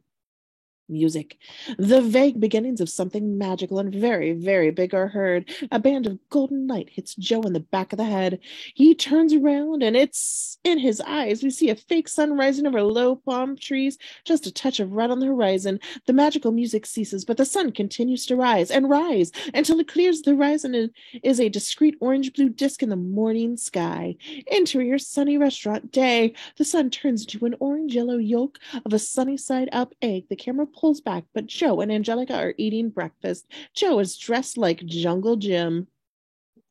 I'm so tired. You take that stuff, it ruins your sleep. I'm sorry I was so abusive, immature, hostile, and needy last night. You were fine. I disappointed you. So what did Daddy hire you to do? It's real complicated. Okay, I don't even know where you're going on the boat. Patricia won't tell me. Who's Patricia? She's my half-sister. She's the one who's sailing you wherever you're going. She is? You didn't know? No. Daddy loves a secret almost as much as he loves money. Can I ask you something? What? Why are you dressed like Jungle Jim? Oh, you think this is inappropriate for the boat? No, it's fine. We better get going. I got a guy dropping off your trunks at the marina on my way who may not have understood my travel directions. They get up and go. Exterior big marina, many boats like restless horses day. At the end of a long narrow dock is a yacht about 7 feet. A yacht that's 7 feet long? That doesn't make... I think that's supposed to be 70 feet long. It dwarfs all other vessels. We can hear a car door slam and hear Angelica. Here we are. Now we see Angelica and Joe approach the dock and start walking down it. We see from the back and hear them talking. Is that it? Yeah. It's big. That's what she said. They approach the yacht, which is called the Tweedledee. It is on its hull a single arrogant eye that looks haughtily at Joe. On the dock by the yacht are the 4 steamer trunks sitting on a piling, and staring balefully at the trunks is a magnificent, athletic, truly feminine, blonde, blue-eyed woman in her late 20s. This is Patricia. On the Tweedledee, 2 boat boys, Mike and Tony, ready the yacht. Jesus, Travis, thanks a lot. Ready the yacht for departure, and they are young and shining and strong. Joe and Angelica arrive at the slip, and Patricia looks like Dee Dee and Angelica. Joe does a take. You said this is your half sister? Yeah. What's in the trunk, Felix? My name's not Felix, it's Joe. I know. Mike, Tony, find a place for these boxes. Mike and Tony jump off the yacht and proceed to load off the trunks.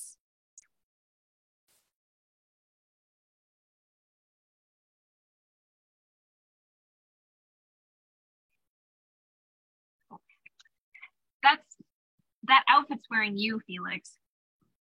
Why are you calling me Felix? My name's Joe. I'm calling you Felix because I do what I want. Hello, Angelica. Hello, Patricia.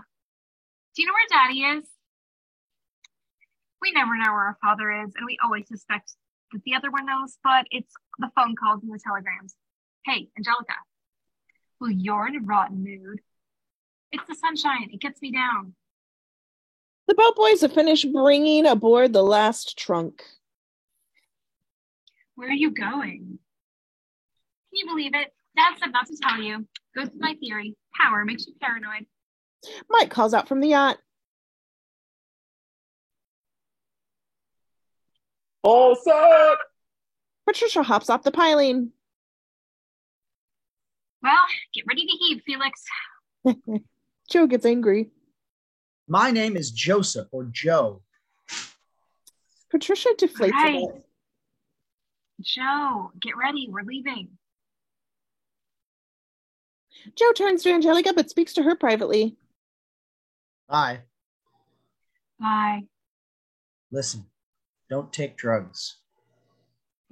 Okay. Wish me luck. Good luck. He takes her hand and gives her a little kiss on the cheek. She notes his hand. She's puzzled. You're shaking.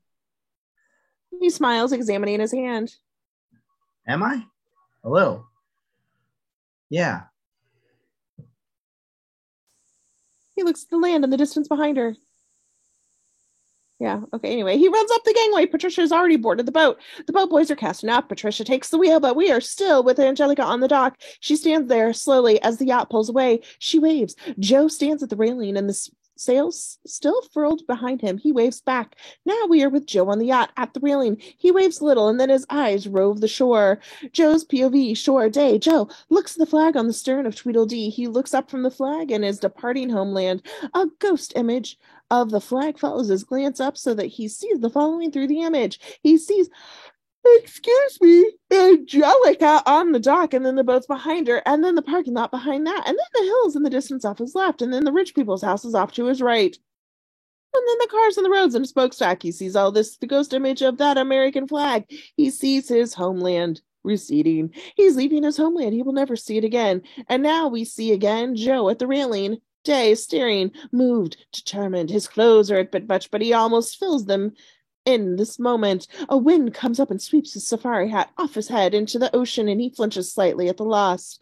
The hat, Day, swirling away into the wake. But now we see Joe, and after a glance, he gives up the hat without regret. He continues to look at the receding land. Without the hat, he looks great. His hair blows in the wind, and he stares and stares. Exterior yacht, a few hundred yards away. The Tweedledee has cleared the harbor, and the boat boys have started unfurling the sails. The huge, snowy sails fill the rich wind. Interior yacht, galley, Day. The chef, excuse me, a German named Dagmar is laying out lovely Niçoise salads. Tony awaits Dagmar's pleasure. Oh, we can't hear you, Dagmar. Have you put out the sunflowers yet? Yeah. Good. Go. Tony picks up the salads and exits. Exterior dining table, sunset, which is shaded by a canopy. The table sits down. At the table sits Joe and Patricia. On the table are place settings, white wine and glasses. Tony serves their plates and goes. Looks delicious. We eat well aboard the Tweedledee. The Tweedledee? What's the name of this boat? Oh. So we're going to the island of Wapaniwoo. I guess so. Why? You don't know? No. Have you ever been there? No. All I know about Wapaniwoo is that the name means the little island with the big volcano, and that the people, the Wapanis, like orange soda. They like orange soda. Yeah, but here, I've got a book. 1800 years ago, a Roman galley with a crew of Jews and Druids got caught in a huge storm off of Carthage. They were swept 1,000 miles off course and ended up on the wrong side of the Horn of Africa. Thinking they were returning to Rome, they sailed deep into the South Pacific and finally ended up by colonizing a lightly populated Polynesian island, which they named Wapaniwoo. Thus was born the Wapani culture, a mixture of Polynesian, Celtic, Hebrew, and Latin influences. The Wapanis are known throughout Polynesia as a peculiar love of orange soda and no sense of direction. Why'd you talk to me so snotty back on the dock? Because you work for my father, and I'm angry with my father, and he's not around, but he's not around to give him a shot. So you work for him, I give you a shot. Why are you angry with him? Because he's never around. If you're angry with him and he's never around, why are you working for him? I don't work for him. My transport of you is strictly a favor. You do favors for people you're mad at? I don't work for him. All right. He said he'd give me this boat if I took you. Wow. He's got two of them. This is the Tweedledee. The other one's the Tweedledum. She gets up, flustered. I've got a wheel tied up, which is not good sailing. Excuse me. She goes toward the stern. Joe is left alone to finish his supper. Exterior, the Tweedledee day is cutting through the blue. The sun is setting. Exterior, Tweedledee night is anchored and lit up. It's dark and starless night. Interior, the Tweedledee cabin's night. Patricia is showing Joe his berth. The whole interior of the boat is made of beautiful wood.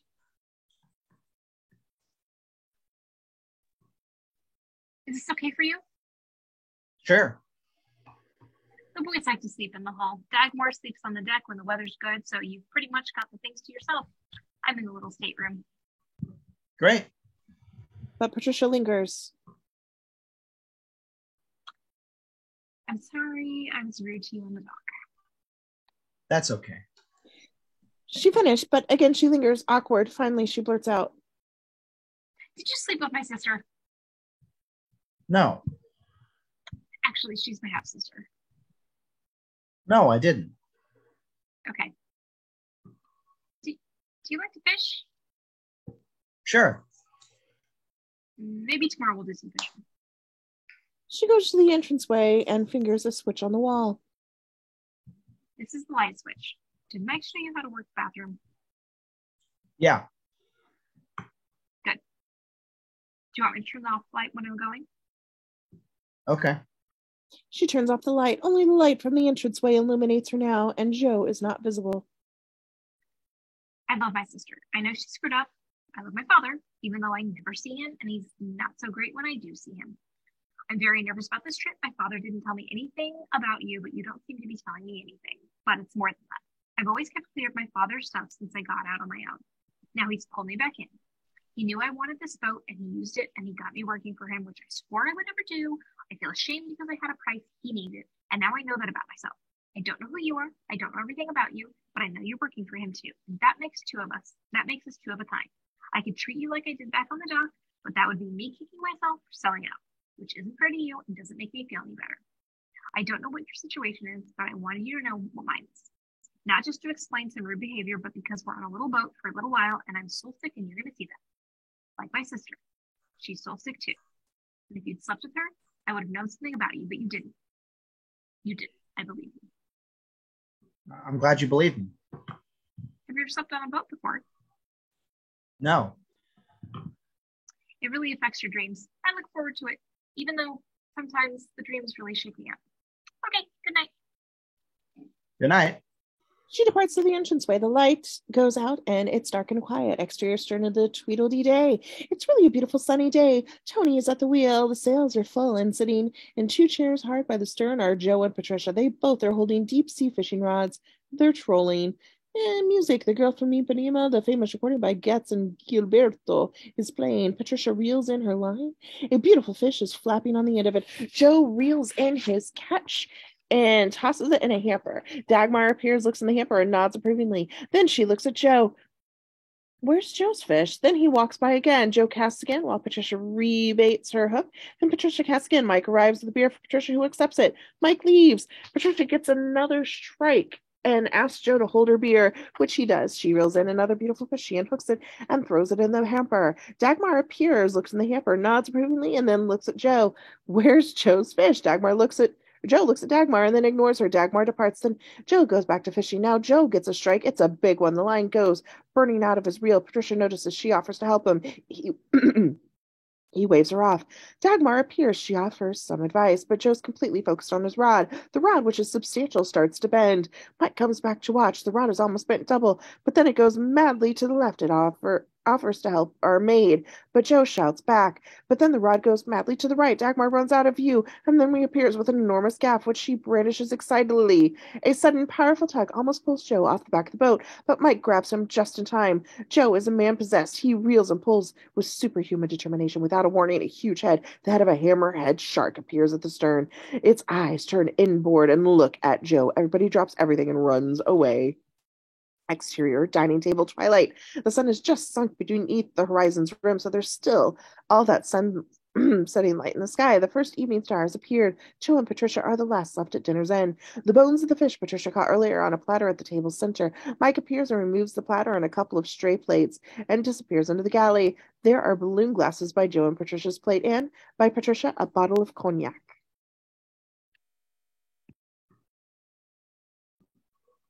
Do you like cognac? Cognac. Yeah. I guess so. I make a point of not knowing about certain things. One of them's cognac. I like cognac, but I don't want the accepted wisdom about cognac. You know what I mean? I want glimpses of the myth about it. You see people drink it out on these big glasses and smelling it forever. That's interesting to me. But the sight of them doing that, but I don't want them to talk to me about it. You know what I mean?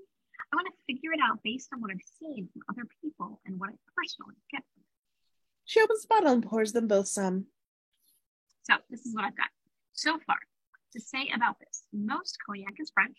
It's very volatile, like gasoline or model airplane glue. And when you taste it, in my opinion, it tastes like gasoline or model airplane glue. That's because it's for smelling, really. And I figure that's because the French physically tend to have big noses. They get pleasure out of cognac through the nose. You really could just smell it and pour it down the sink. But this isn't French cognac. This is Italian cognac. It's probably generally considered inferior, but the news is it tastes good. Maybe it doesn't smell as good. It smells okay, but it tastes good. And when I came to the fork in the road between the nose and the tongue, I chose the tongue. So here's to the tongue. They toast. To the tongue. They drink a little. It's good. Don't the Italians have big noses too? Yeah, and that really messes up my theory. Exterior, the Tweedledee night. An hour and a half later, we see it bobbing gently on the sea. Many stars are coming out, some waxing quite bright. A half moon, pale and small, hangs in the western sky. Exterior dining table for night. Joe and Patricia have been talking, sipping cognac for an hour and a half. Patricia is quite mellow, as is Joe. So my understanding, as far as I understand, is I'm leaving you on this island. That's right. How long are you going to stay there? For the rest of my life. Really? Yeah. Can't imagine that. I couldn't have imagined any of this. He looks at the stars. Are you used to this? What? The ocean, the stars. You never get used to it. Why do you think I want this boat? All I want to do is sail away. Where would you go? Away from the things of man. Do you believe in God? I believe in myself. What's that mean? I have confidence in myself. I've done a lot of soul searching lately. Oh, yeah. I've done a lot of soul searching lately. I've been asking myself some tough questions. You know what I found out? What? I have no interest in myself. I think about myself, I get bored out of my mind. What does interest you? I don't know. Courage. Courage interests me. You're going to spend the rest of your life on a tiny island in the South Pacific? She pours them both a drink. Well, up till now, I've lived on a tiny island called Staten Island, and I've commuted to a job in a shut-up room with pumped-in air, no sunshine, despicable people, and now that I've got some distance from that situation, that seems pretty unbelievable. Your life seems unbelievable to me. All this, life seems unbelievable to me, somewhat at this moment. My father says almost the whole world's asleep. Everybody you know, everybody you see, everybody you talk to. He says only a few people are awake, and they live in a state of constant, total amazement. I think about that for a while. I have less than 6 months to live. The Wopanis believe they need a human sacrifice, or their island's going to sink into the ocean. They have a mineral your father wants. He's hired me to jump in their volcano. What? You're not going to make me say that again, are you? No. The silence falls. Aren't you going to say anything? I don't know what to say. You tell me you're dying. You tell me you're jumping into a volcano. My mind is blank. I can understand that. Is this disease catching? No. She gets up. As she leaves, she says, Good night. I'll see you in the morning. Interior, the Tweedledee sleeping berth's night. Joe enters, undresses into his new underwear, and climbs into the berth. Then he remembers the light, gets up, turns it off, and climbs back into his berth. It's dark. We see his face. He thinks for a moment and then goes to sleep. He has a dream. The dream sequence. In utter darkness, we hear Joe describe his dream. So I fell asleep and I had this dream. I dreamed I was a cowboy in the wilderness. I dreamed I was a cowboy and I saved this girl. Everything goes dead black. There's a sound of wind. Then Joe's face suddenly lifts up and out of the dream into the close-up. Startled, he bangs his head. He is awakened from his dream. End of the dream sequence. Interior, Tweedledee, Joe in his berth. It's the morning, and though you can't see that in here, the boat is rocking Joe around in his berth. He looks around, bewildered. He realizes he was dreaming. Then he realizes the boat is rocking a lot. He starts to get up. Interior galley area. Patricia is trying to get the weather on the radio, but there's nothing but static. She puts on a set of headphones and adjusts the dial again. The radio is silent now. She can only hear it. Joe comes into the galley. His hair is still rumpled from sleeping on it. Little weird today, huh? Patricia waves for him to be quiet. She listens at the phones for another moment, adjusting the dial. She hears something. She's glad. She listens. Her face darkens. I can't see Starbuck move. Her face darkens. Where am I? She tears off the headphones angrily. Dagmar appears in the hatchway. She greets Joe. There's a typhoon warning. Good morning, Mr. Banks. Good morning. Looks like we're in for a blow. Joe exits. I can't see. Move. Sorry, there's a furry thing. Get off my arm. Exterior Tweedledee's forward deck. Day. Overcast. The ocean, in which until now has been blue, turns green. Mike is tying up the sails, which have all been taken in. Patricia comes up and starts to assist him. The wind comes up. Patricia looks in the direction of the wind. Joe appears on the forward deck near Patricia. Can I help? Yeah, you could tie that up. Feels dead, doesn't it? Yes, it does. Mike, get below. Start the engine. Tell Tony to head into the wind and keep us into the wind. Okay. He runs off to do her bidding. There isn't any wind. There will be. Are you worried? Patricia looks in the direction the wind is coming from. I think we'll be all right. The hatches are down. The sails are down. We're ahead of the game. It's dark and it's big. The storm is coming. Patricia's still staring at the storm. Joe looks up where she is looking and the engine cranks up. What exactly is a typhoon?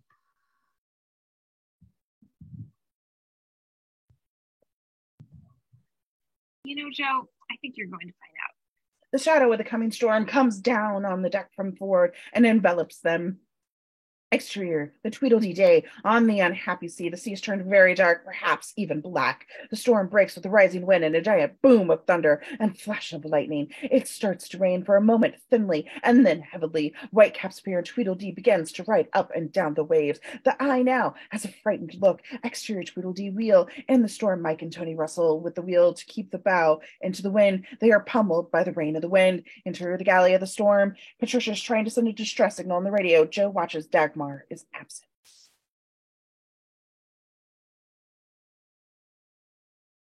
Mayday, mayday.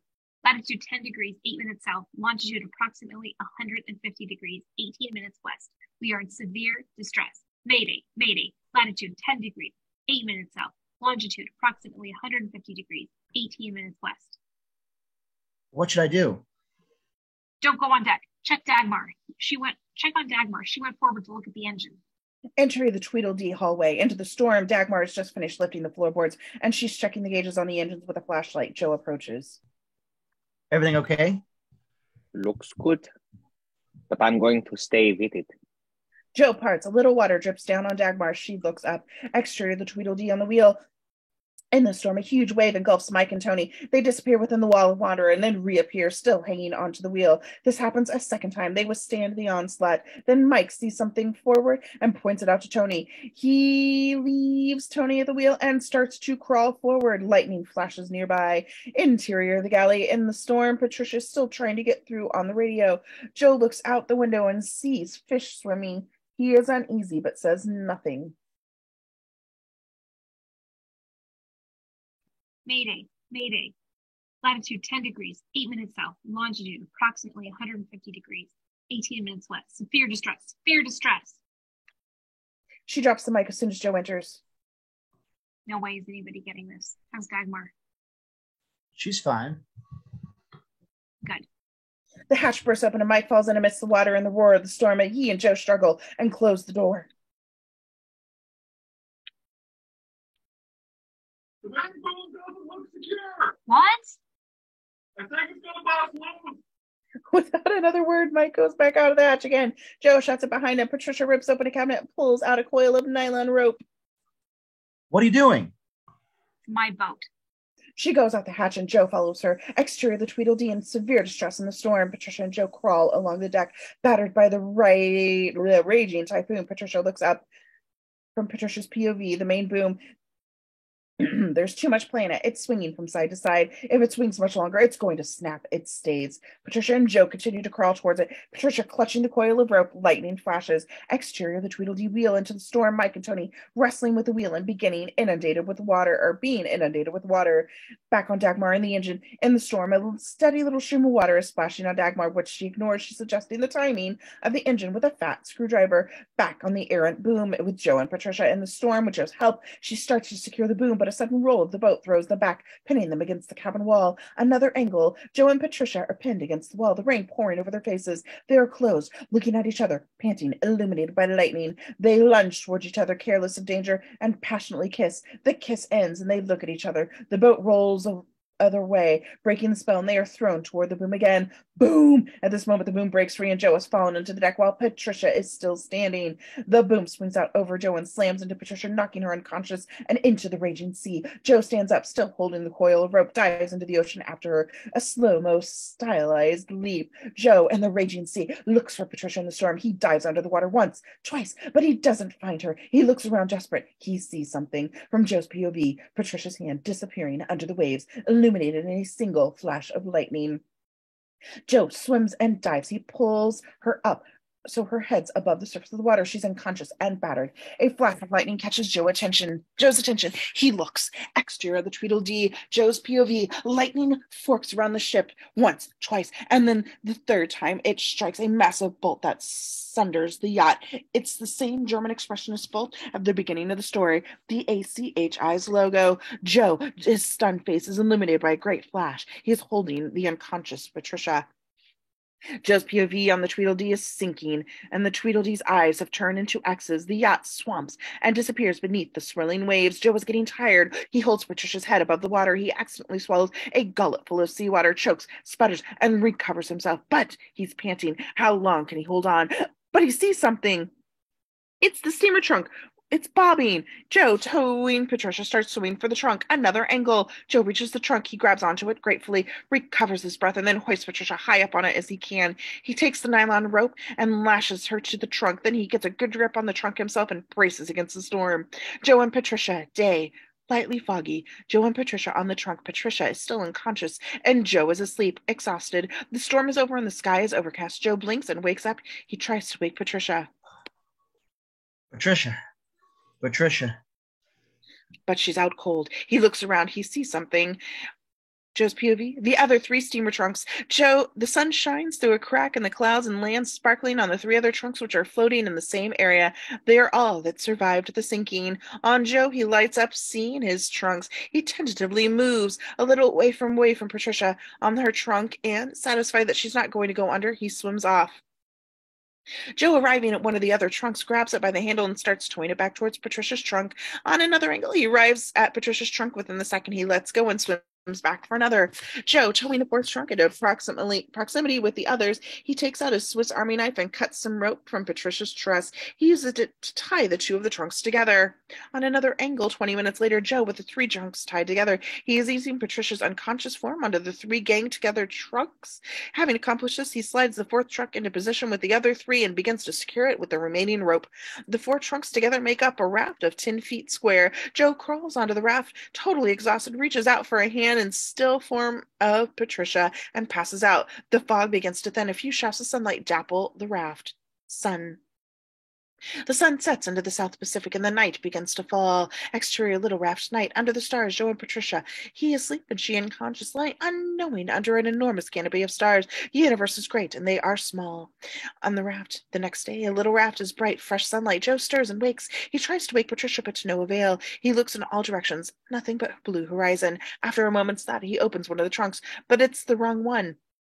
He secures it and opens up another. He takes out a violin case and opens it. It's the bar masquerading as a violin case, the one he bought at Hammacher Schlemmer. It contains 2 bottles of Moet champagne, 2 champagne glasses, and 2 bottles of Pellegrino water. Joe takes out one of the bottles of the water and closes the case, and he gets his little world band radio out of the trunk and sets it down.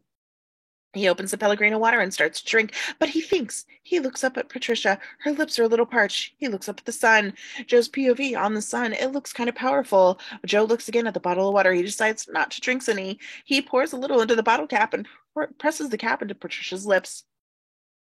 He repeats the process, then, satisfied, screws the cap on the bottle and again puts it away in the case. Then he puts the case back into the trunk and fastens the lid. He turns on the radio. Static. Turns the dial. The voice of a German announcer speaks confidentially. Joe turns the dial. Japanese announcer woman's voice solemnly intones a short statement in Japanese, ending with Elton John. Joe immediately switches the station. The song Goodbye Cruel World begins to play. Joe listens for what seems to be a long time. Later that night, Joe has discovered his ukulele. Looking at the sky, he is staring at the millions of stars overhead. He is full of wonder. He is singing the cowboy song. Boy, I wish I knew the cowboy song. Ee-hee-ho, cowboy. Ee-hee-ho, ee-hee-ho, cowboy, cowboy. Under the moon, I was riding my horse by the Rio Grande and all the coyotes singing in a prairie symphony.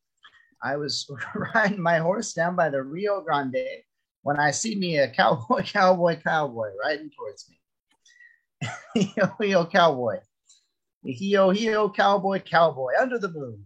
He was twirling his guns and he had a guitar. And he sang us a sweet old song about love under the stars.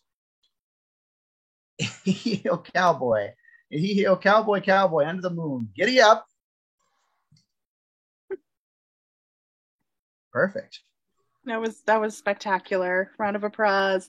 Extra Little Raft Day. Joe was chipping golf balls off his Hammacher Schlemmer practice green. Occasionally making a shot, occasionally hitting one into the water. One of the golf balls gets tossed back onto the raft. Joe looks. There is a mischievous dolphin who laughs and then submerges. Thank you. Joe sitting on the raft at night. He's listening to the radio. A Hawaiian disc jockey comes on. His name is Pete. This is KRU Honolulu, speaking to you from the shadow of the Kulaau Mountains. And here's one that was a hit when I was a kid, Sukiyaki. The song Sukiyaki, which became a pop hit in America, even though it's still sung in Japanese, begins to play. Joe is satisfied and lies back to listen. Exterior Little Raft Day. The radio's off. Joe is trying out his aquatic shoes. Just trying his first tentative steps, he actually punctures one of his shoes so it deflates. He topples over the side. He swims back to the raft, abandoning his shoes. He turns the radio on, but it's only giving out a little static now. He checks on Patricia, but gets no response. He tries to get something on the radio, but the batteries are too weak now. He turns it off. He notices he's sweating. He shifts, knocking the radio into the ocean. Irritated, he looks up. Joe's POV, the sun. It looms down, hot and white and huge. That's what she said. Joe looks at the sun with concern. He gets out the violin case.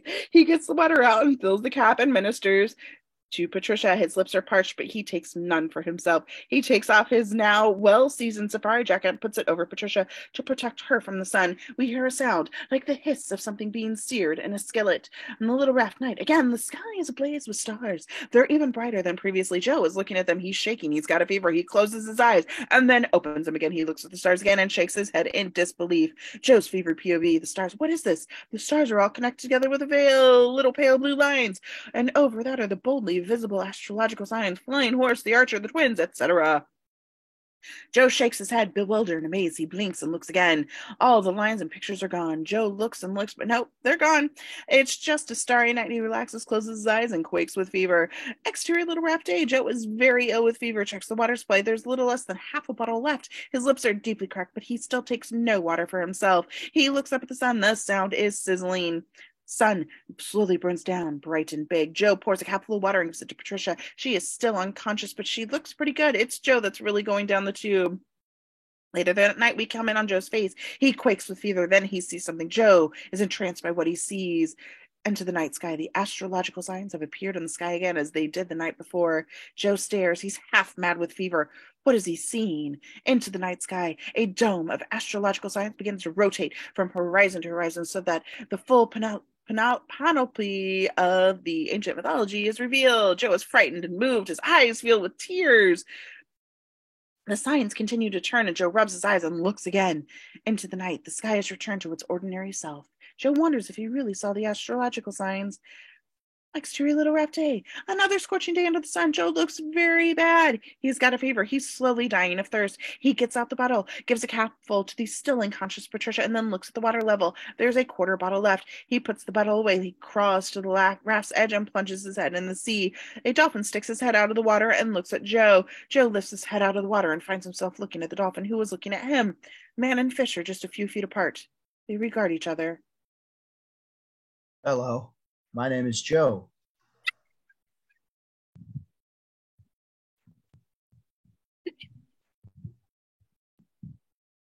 I'm dying ahead of schedule.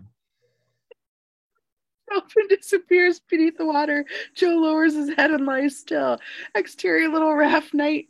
Again, it is a great starry night. Joe is weak and sick and bleary-eyed, but looks up at the stars. He closes his eyes, opens them again. Again, he is astonished. The heavens, all the lines of the astrological signs are back. Brilliant and splendid. Joe rouses himself, crawling to his knees to look. He stares, and out of wonder, the signs begin to rotate again. Music. Earlier in LA, Joe stared at the horizon just before dawn, and big magical music began to play, but then it stopped prematurely. That music begins to play now, but this time it does not stop. It's the big dramatic pas de deux from the Nutcracker. Sorry, rereading myself. The astrological signs melt away into Disney dust as the light appears on the horizon. Another angle on the horizon, a light appears at the horizon's edge. An enormous moon with a slow majesty rises from the glittering sea directly to Joe's front. Joe and his little raft are utterly dwarfed by this heavenly body. Joe on his raft tonight, though he is on the verge of utter collapse, he is so moved by what he sees, he clambers away in his shaky feet and raises his arms over his head in near complete reverence. He is dwarfed. He's a bug. The raft is a mote in the eye of God. Joe is deeply moved, humbled, awestruck. The moon continues to ascend up and out of view. Joe looks at the stars that are simply stars. Sinking into his knees, he presses his hands to his breast. Dear God, whose name I do not know, thank you for my life. I forgot how big. Thank you for my life. Joe slowly crumbles, physically crumbles from the thirst and the fever and the exhaustion. His eyes dim. Joe's POV, the stars. We watch the stars dissolve and blackness closes in. The blackness starts to fade, become rosy, and we hear the sound of labored breathing, water being poured, someone coughing a little, choking a little, and then recovering. Then we hear Patricia's voice.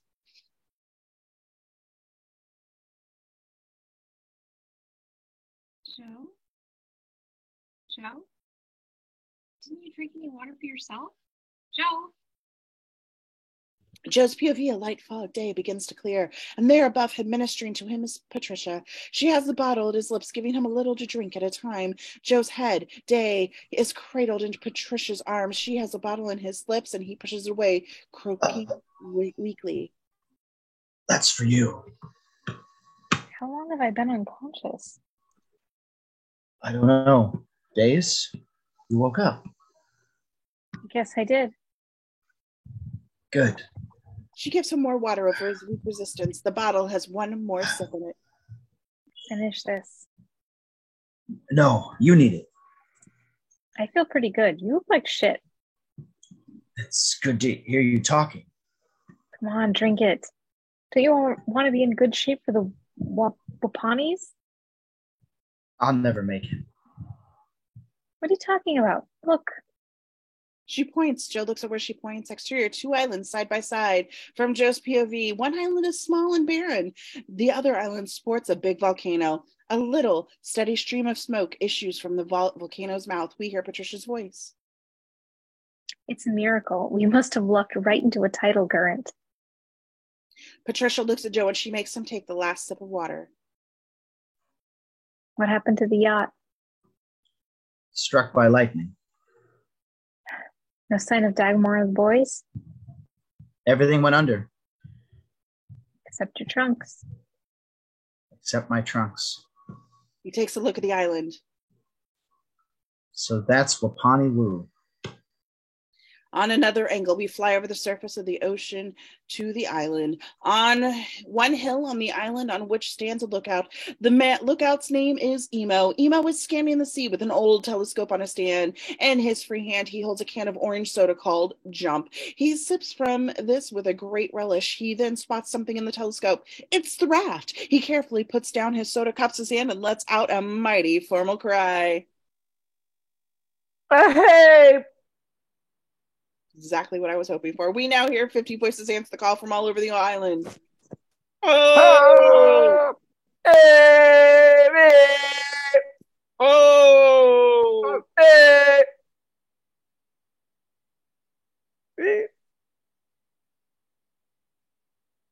Kimo Shabisha! Ha ha ha ha ha! Exterior Little Raft Day. Joe and Patricia hear the cries and look out at each other.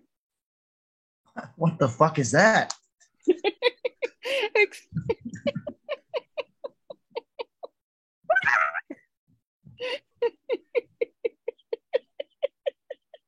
Patricia.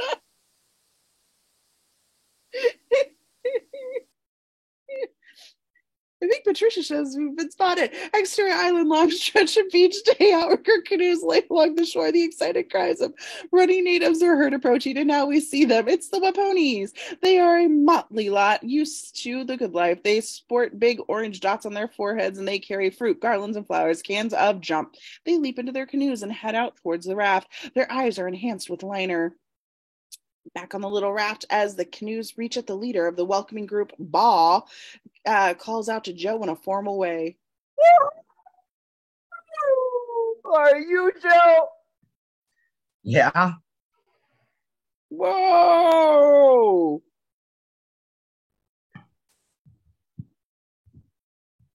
Woo!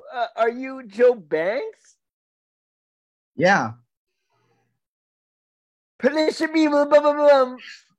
Finally, someone who speaks Travis's language. The welcoming group goes crazy, showering the little raft with 1,000 flowers. Joe and Patricia exchange a look through the shower of flowers. I guess they're glad to see us. They're both handed cans of Jump. Natives grab the pop tops with their teeth and rip them off, smiling. Joe and Patricia drink from the cans of Jump. All of the natives cheer. Then the hands reach out and pull them gently from their raft and into their canoes. Another canoe's occupant gets a grass rope to tie it to the raft. Now we see the whole flotilla of canoes day. Joe and Patricia and the whole welcoming group, covered with flowers and drinking Jump, headed for the island with a raft of trunks in tow. The welcoming group, led by Ball, sing a Polynesian song of happiness. On the island shore, as the canoes arrive, upon reaching the shore, Joe and Patricia are hoisted onto the shoulders of the natives and carried inland. Then we see other natives hoisting the trunks into their shoulders and following everybody singing. Exterior of the island again. Two guys hoisting an enormous spool of homemade red carpet onto a wooden yoke lead the way to the jungle, providing the red carpet treatment.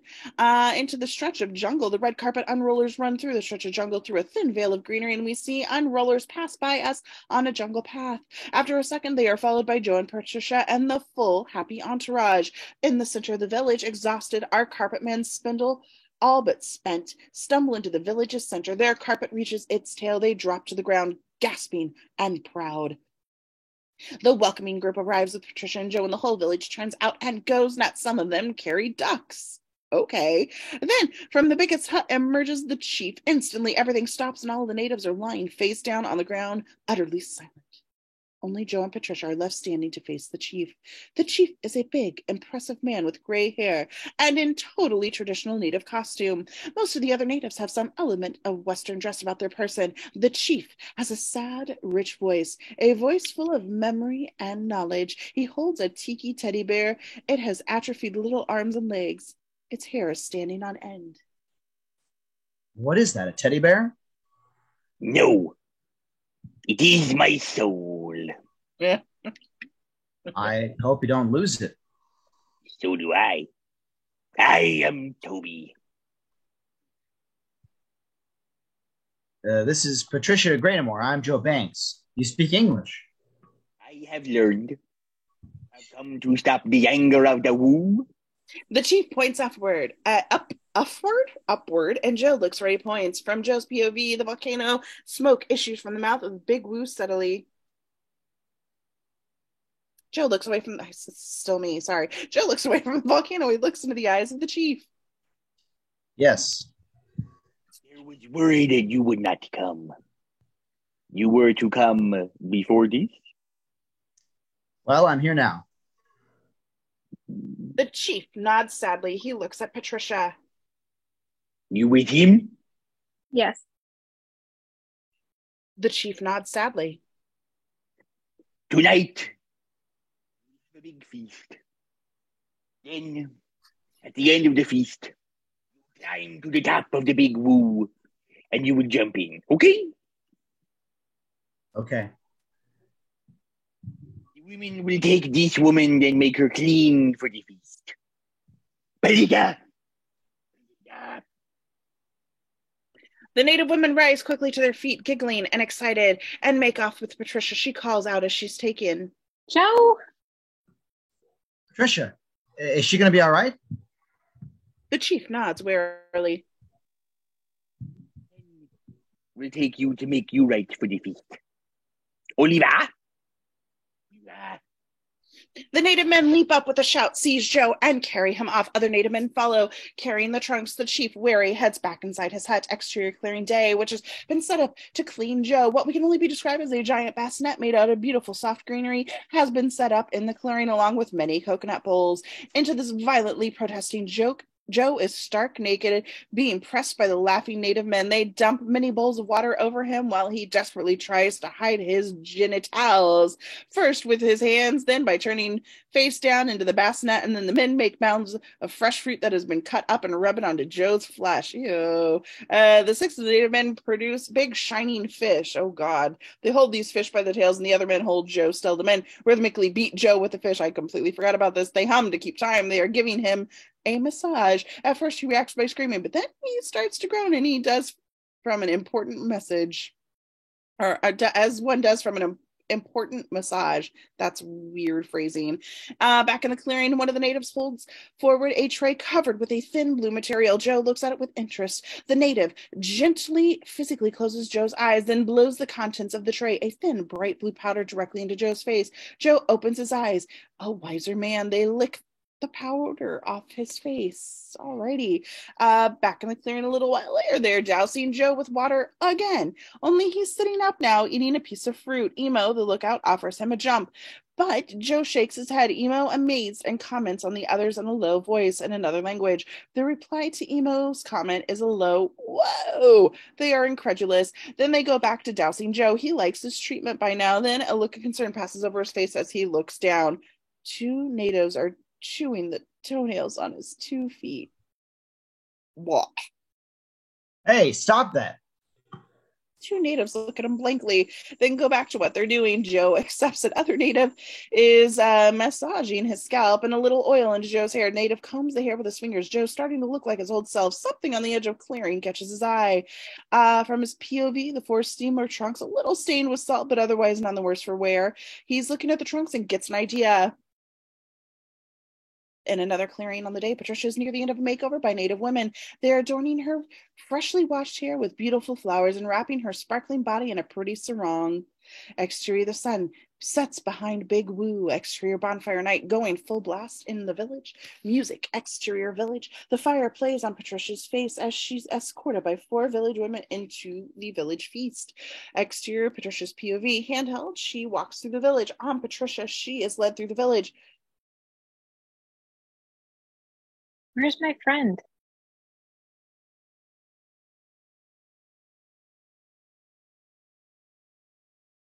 Good. Where's Joe Banks?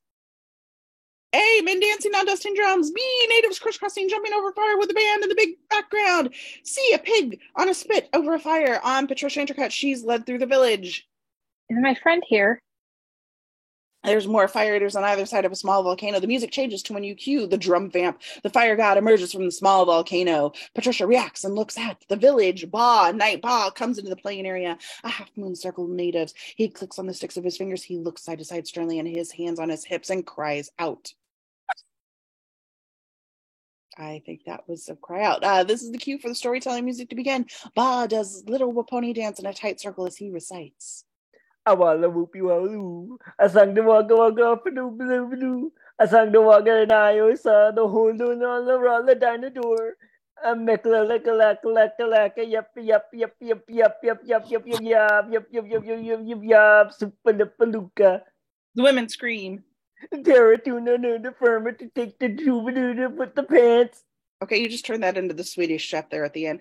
The men cheer and Bob picks up the tiki doll to hand it to the volcano god. When he goes back into the volcano, back in the village night, Patricia is standing. Everyone else is below frame, and there is dead silence.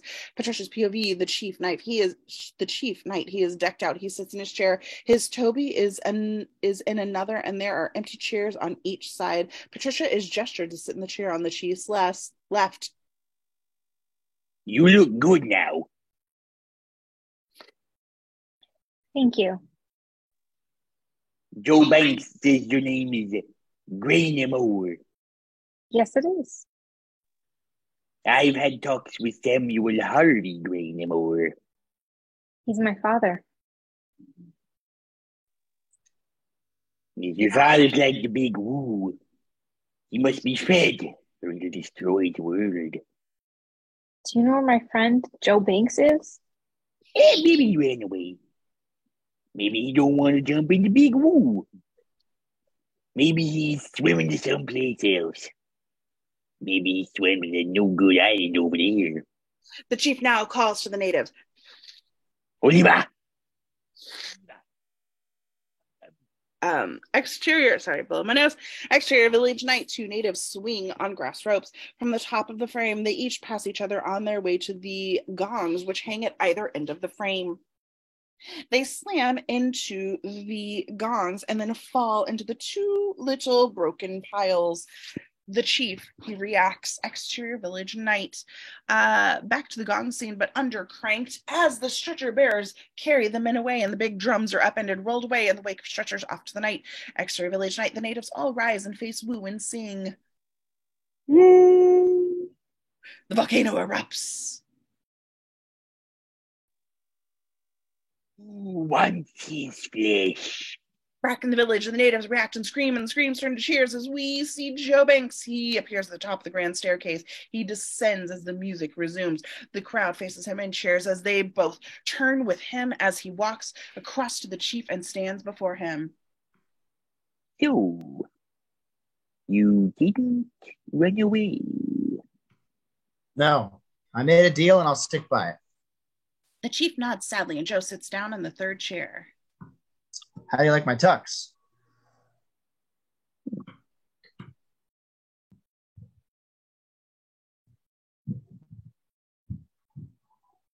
Pretty great. I thought I might as well go out in style. You're really going to do it? Yeah. Joe and Patricia had been talking across the chief, who sits between them. Now a groaning native holding his jaw comes forward. After prostrating himself, he speaks excitedly to the chief, addressing him as Toby, and then continuing in another language. The chief listens and then waves him away. A groaning native departs. What's wrong with that man?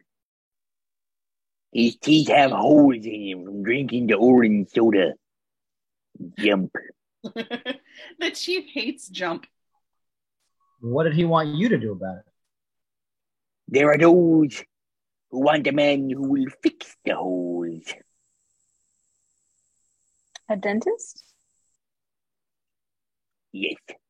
The chief hates this idea. A volcano thunders again, and this time it shakes the ground a little. They look. The chief and the company's POV, Big Woo Night. The volcano lets out two tongues of flame, this time in a shower of sparks. The chief and company looking at the volcano, and then the chief then looks at Joe. Joe Banks.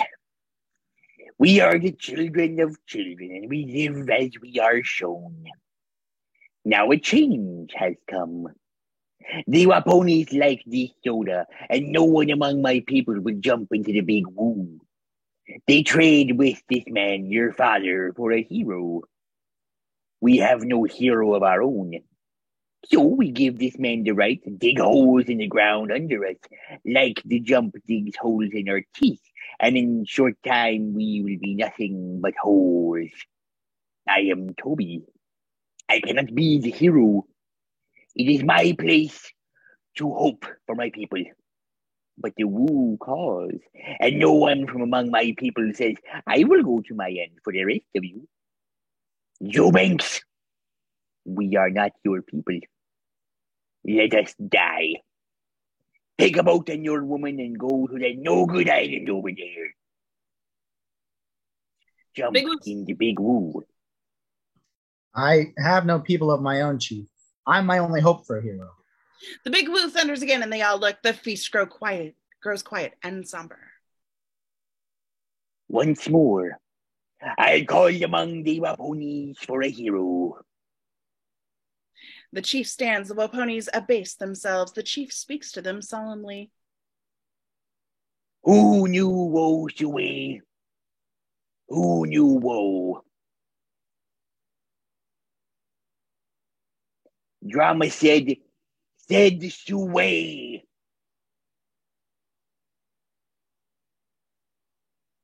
Bumpalika. Box. Too far. The Waponis slowly get up, shamefaced. The chief sits. He speaks to Joe and Patricia. They're all afraid to die. There is no hero among them. They deserve to die. Joe stands. Take me to the volcano.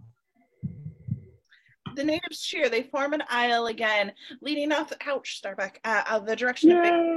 The flaming torches dot the aisle. The natives start the same call as response they had when going to Joe's raft was first sighted.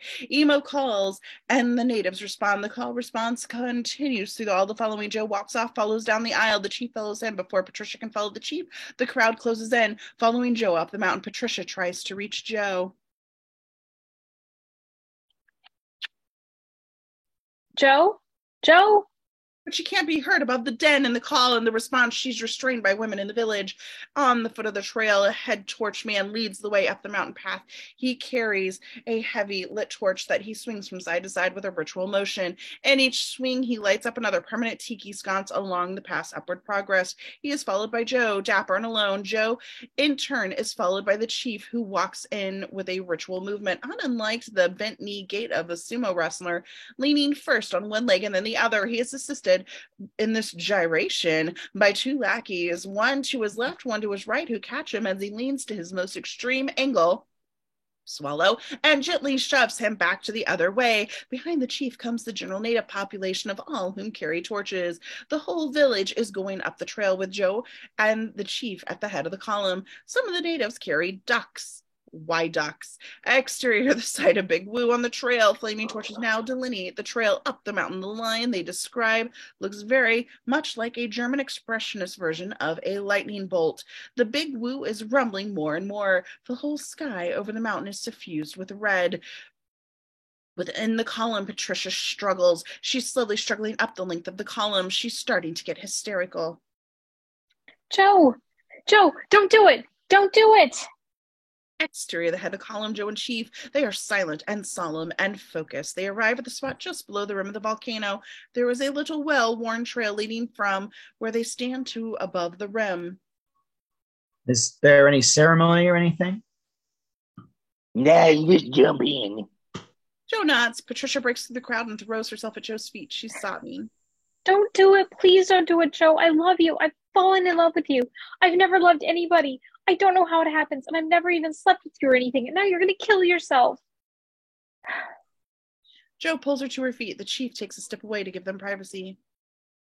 You love me? Yes, I love you. I can feel my heart. I feel like I'm going crazy. You can't die and leave me here on this stinking earth without you. I've got to do it. Why? The chief doesn't even want you to do it.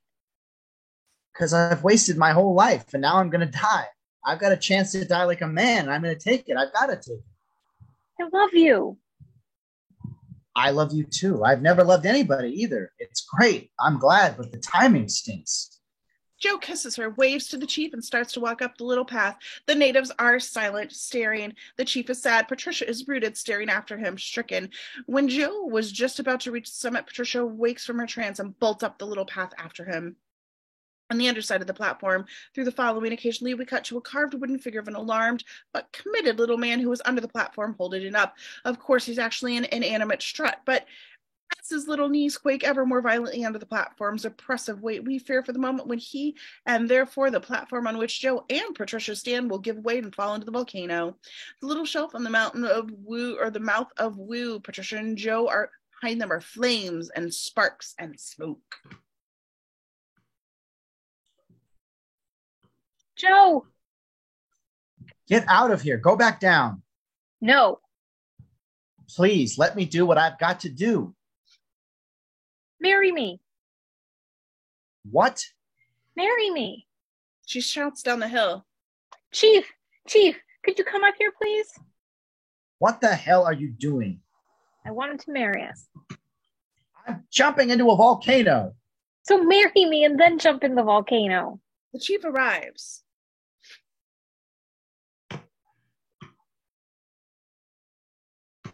The chief arrives. What? Did you marry us? Yuki. I don't want to get married. What's the problem? You afraid of the commitment? You'll have to love me and honor me for about 30 seconds? You can't handle that? All right, marry us. Thank you. You're welcome. Do you want to marry her? Yes. Do you want to marry him? Yes. You married. Thank you, Chief. Going now. The chief leaves and the volcano has been roaring louder and louder. Joe stares into it. Don't jump in. I want you to listen, Patricia, because these are my last words. I gotta be brave. I gotta jump in. He braces to jump. She lifts her hand. She hesitates. Courage floods her soul. She completes the gesture for the first time. I'm jumping in with you. Oh, no, you're not. Whither thou goest, I'll knock you out. I'll throw you down. and take away my freedom of choice. Why do you love me? On the raft, you gave me the water. No one's ever put my life ahead of theirs. So I love you, and I'm jumping into this volcano with you. Did I ever tell you that the first time I saw you, I felt like I'd seen you before? She shakes her head. They kiss. There's a big explosion. The ground shakes. They lose their balance and grab each other. There's a second explosion. He loses his balance and she catches him. Oh. This is it. They look at each other. They jump in. A slow-mo stylized leap right after they jump in. The platform slides into the volcano. The whole island, which looks like a face that grimaces. We hear a gastronomic groan and the volcano spits out Joe and Patricia, who are holding hands. Joe and Patricia Knight rocketing against a background of fire and explosions come rocketing right at us by the camera. The chief and his people, they watch as Joe and Patricia out of view go overhead. The Waponis scream and take off down the hill. Toby smiles and stays. He speaks to the Woo. So, you did not want them. I won't go to that no-good island.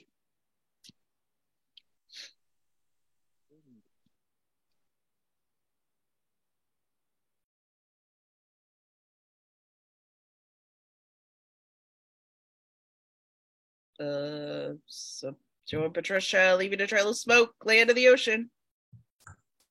What happened? It just spit us back out again. Joe, we're rejects. Oh, well, I did it. I did my job. I jumped into the volcano. We jumped into the volcano. A stretch of beach with boats at night. The Waponis grab their ducks under their arms and grab their boats and launch themselves, Joe and Patricia, in the water. Look. Joe and Patricia's POV, we see the Waponis fleeing the exploding island, heading for the Lousy Island. Exterior volcano night, the volcano exploding completely. The whole island is on fire and breaking apart. Joe and Patricia watch while paddling. Exterior island of Waponi Woo. Oh, sorry, Starbuck, didn't need to hit you in the head. The island is sinking. The Waponis are fleeing. Joe is looking at this amazing sight. So the Waponis were right. What do you mean?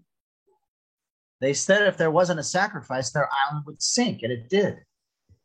Joe and Patricia exchange looks. Patricia looks past Joe, seeing something. Oh my God, look. Exterior yacht night, a yacht just like the one they were on. This yacht is a friendly eye of another color. Joe and Patricia in the water. A boat. That's the Tweedledum. Ahoy, ahoy! Come on. They start to swim. Exterior, the Tweedledum night, picking up Joe and Patricia. Patricia's crew is on board. It's Dagmar and the boat boys. It's my crew. They're alive. We were saved. It's wonderful. It's amazing. We were very lucky. Exterior, stern of the Tweedledum night. Graynamore is watching the island sink through a telescope. Meanwhile, two boat boys wrap Patricia and Joe in blankets. Graynamore, oddly calm and detached given the circumstances, look away from the eyepiece of the telescope, and he says to no one in particular, Damn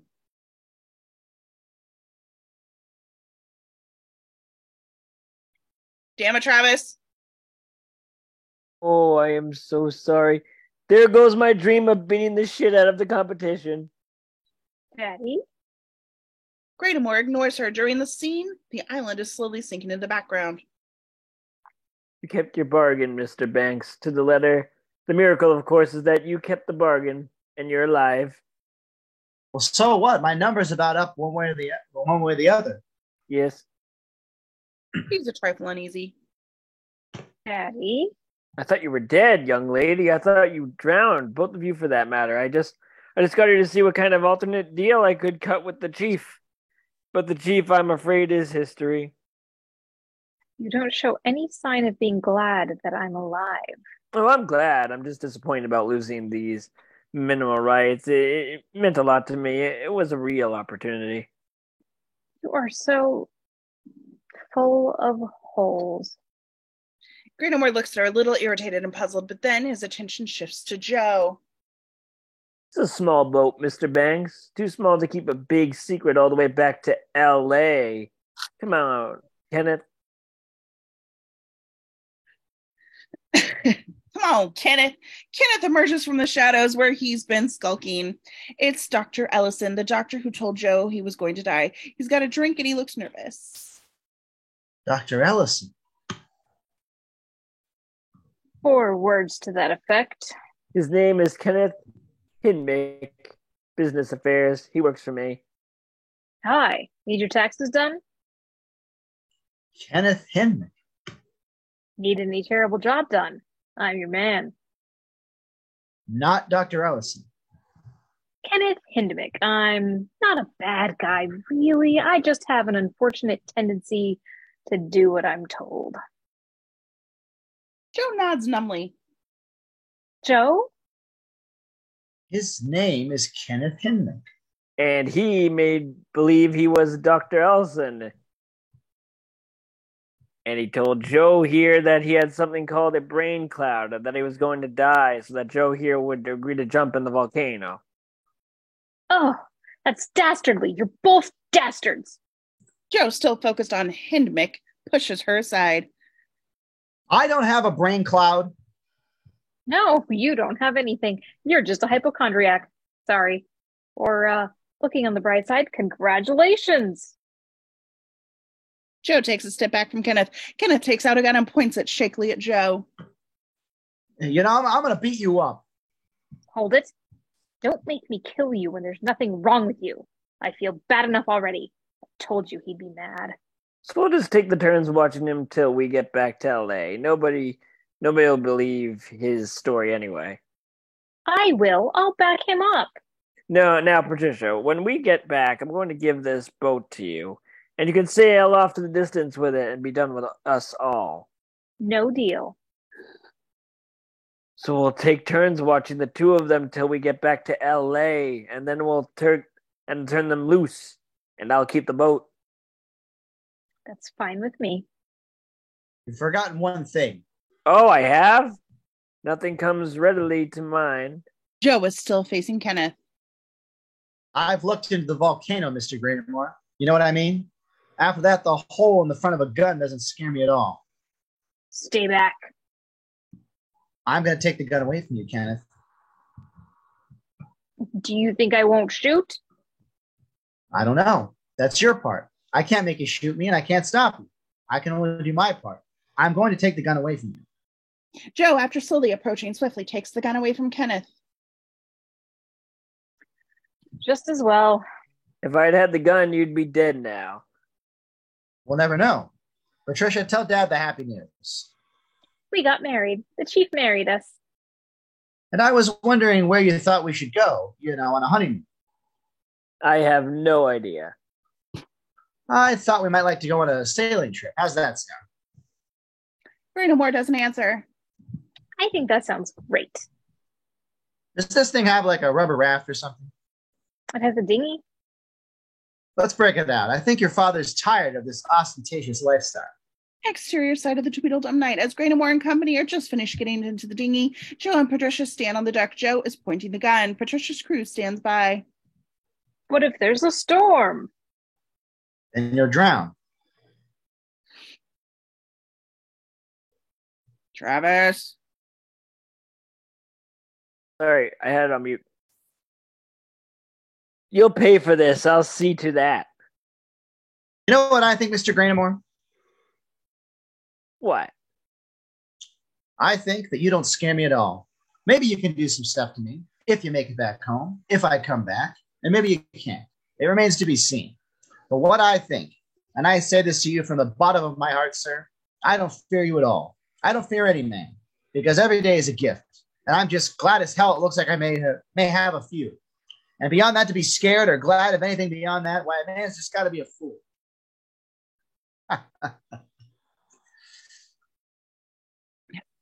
Joe laughs a wild laugh, wild and free, and a laugh unweighted by fear, a laugh of pure joy. Patricia goes below. Only here does the island finally go under completely. Back on the Tweedledum at night, something starts up and pulls away from the dinghy. Oh, the boat starts up and pulls away from the dinghy. Joe is still laughing and waving one hand on the wheel. Patricia comes up from below. He puts his arm around her. Back on the dinghy, Graynamore and Kenneth. Graynamore is thoughtful. He starts to smile. I like that boy. Good for her.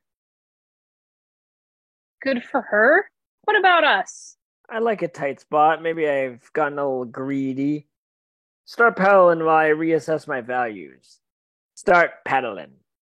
You paddle. All right. Fair enough. We'll both paddle, and I'll ask, is a tall ship and a star to steer her by? Come on, let's put our backs into it. You know, I have a good feeling about this. Maybe we're going to become friends. I doubt that. You're just too overbearing. Graynamore begins to sing Someone's in the Kitchen with Dinah as they paddle out of view. Exterior of the Tweedledum Night. A couple of minutes later, the dinghy is gone. The boat is passing over the spot where the island went down. A lot of bubbles and steam are still coming up. A few empty cans of jump come up. So, what's the end of the Wapani Woo? Yeah, and the chief. Where are we going? Away from the things of man. I got to get away from the things of man for a while. Look. From Joe's POV, a bubbling surface. His trunks start rising to the surface one after another until 3 trunks are bobbing on the surface. I'll tell you one thing. Wherever we're going, we're taking this luggage. Help me fish it out. The chief comes up on the last trunk. He is holding a tiki teddy bear. Chief! Look, Joe Banks. I still have my soul. Me too. Back to the scene. Joe and Patricia smile at each other and help the chief up onto the boat. We stay where we are, looking at the horizon over the railing of the boat. Music, a big dramatic pas de deux. Music from the Nutcracker starts to play. A moon, with its volcanic aspect, emphasize a moon that is simply too big to be real, starts to rise from the sea. It rises into and up and out of the frame. Wow. The credits roll. A few minutes later, back on the Tweedledum, the moon hangs in the sky off to the right of the boat. We see from a distance Joe and Patricia just getting the last trunk on deck. Patricia goes below, the engine starts up, and the boat turns up and heads straight for the moon. Music, Dusty Springfield, some Dusty Springfield song. We watch them grow fainter and fainter and smaller speck in the eye of the man in the moon. Up close to us, the dolphin sticks his head out of the water again and makes his noise that disappears forever beneath the gentle waves. One of the craters on the craterous moon shakes and erupts, puffing out a bunch of white smoke, which forms the word the end. Oh, that was great. Wonderful job, everyone. Ooh. Everyone did great. I loved it. So much fun. I loved the commitment from each and every one of you, except for you, Travis. I'm just kidding. All right. Love you guys. Thank you for watching.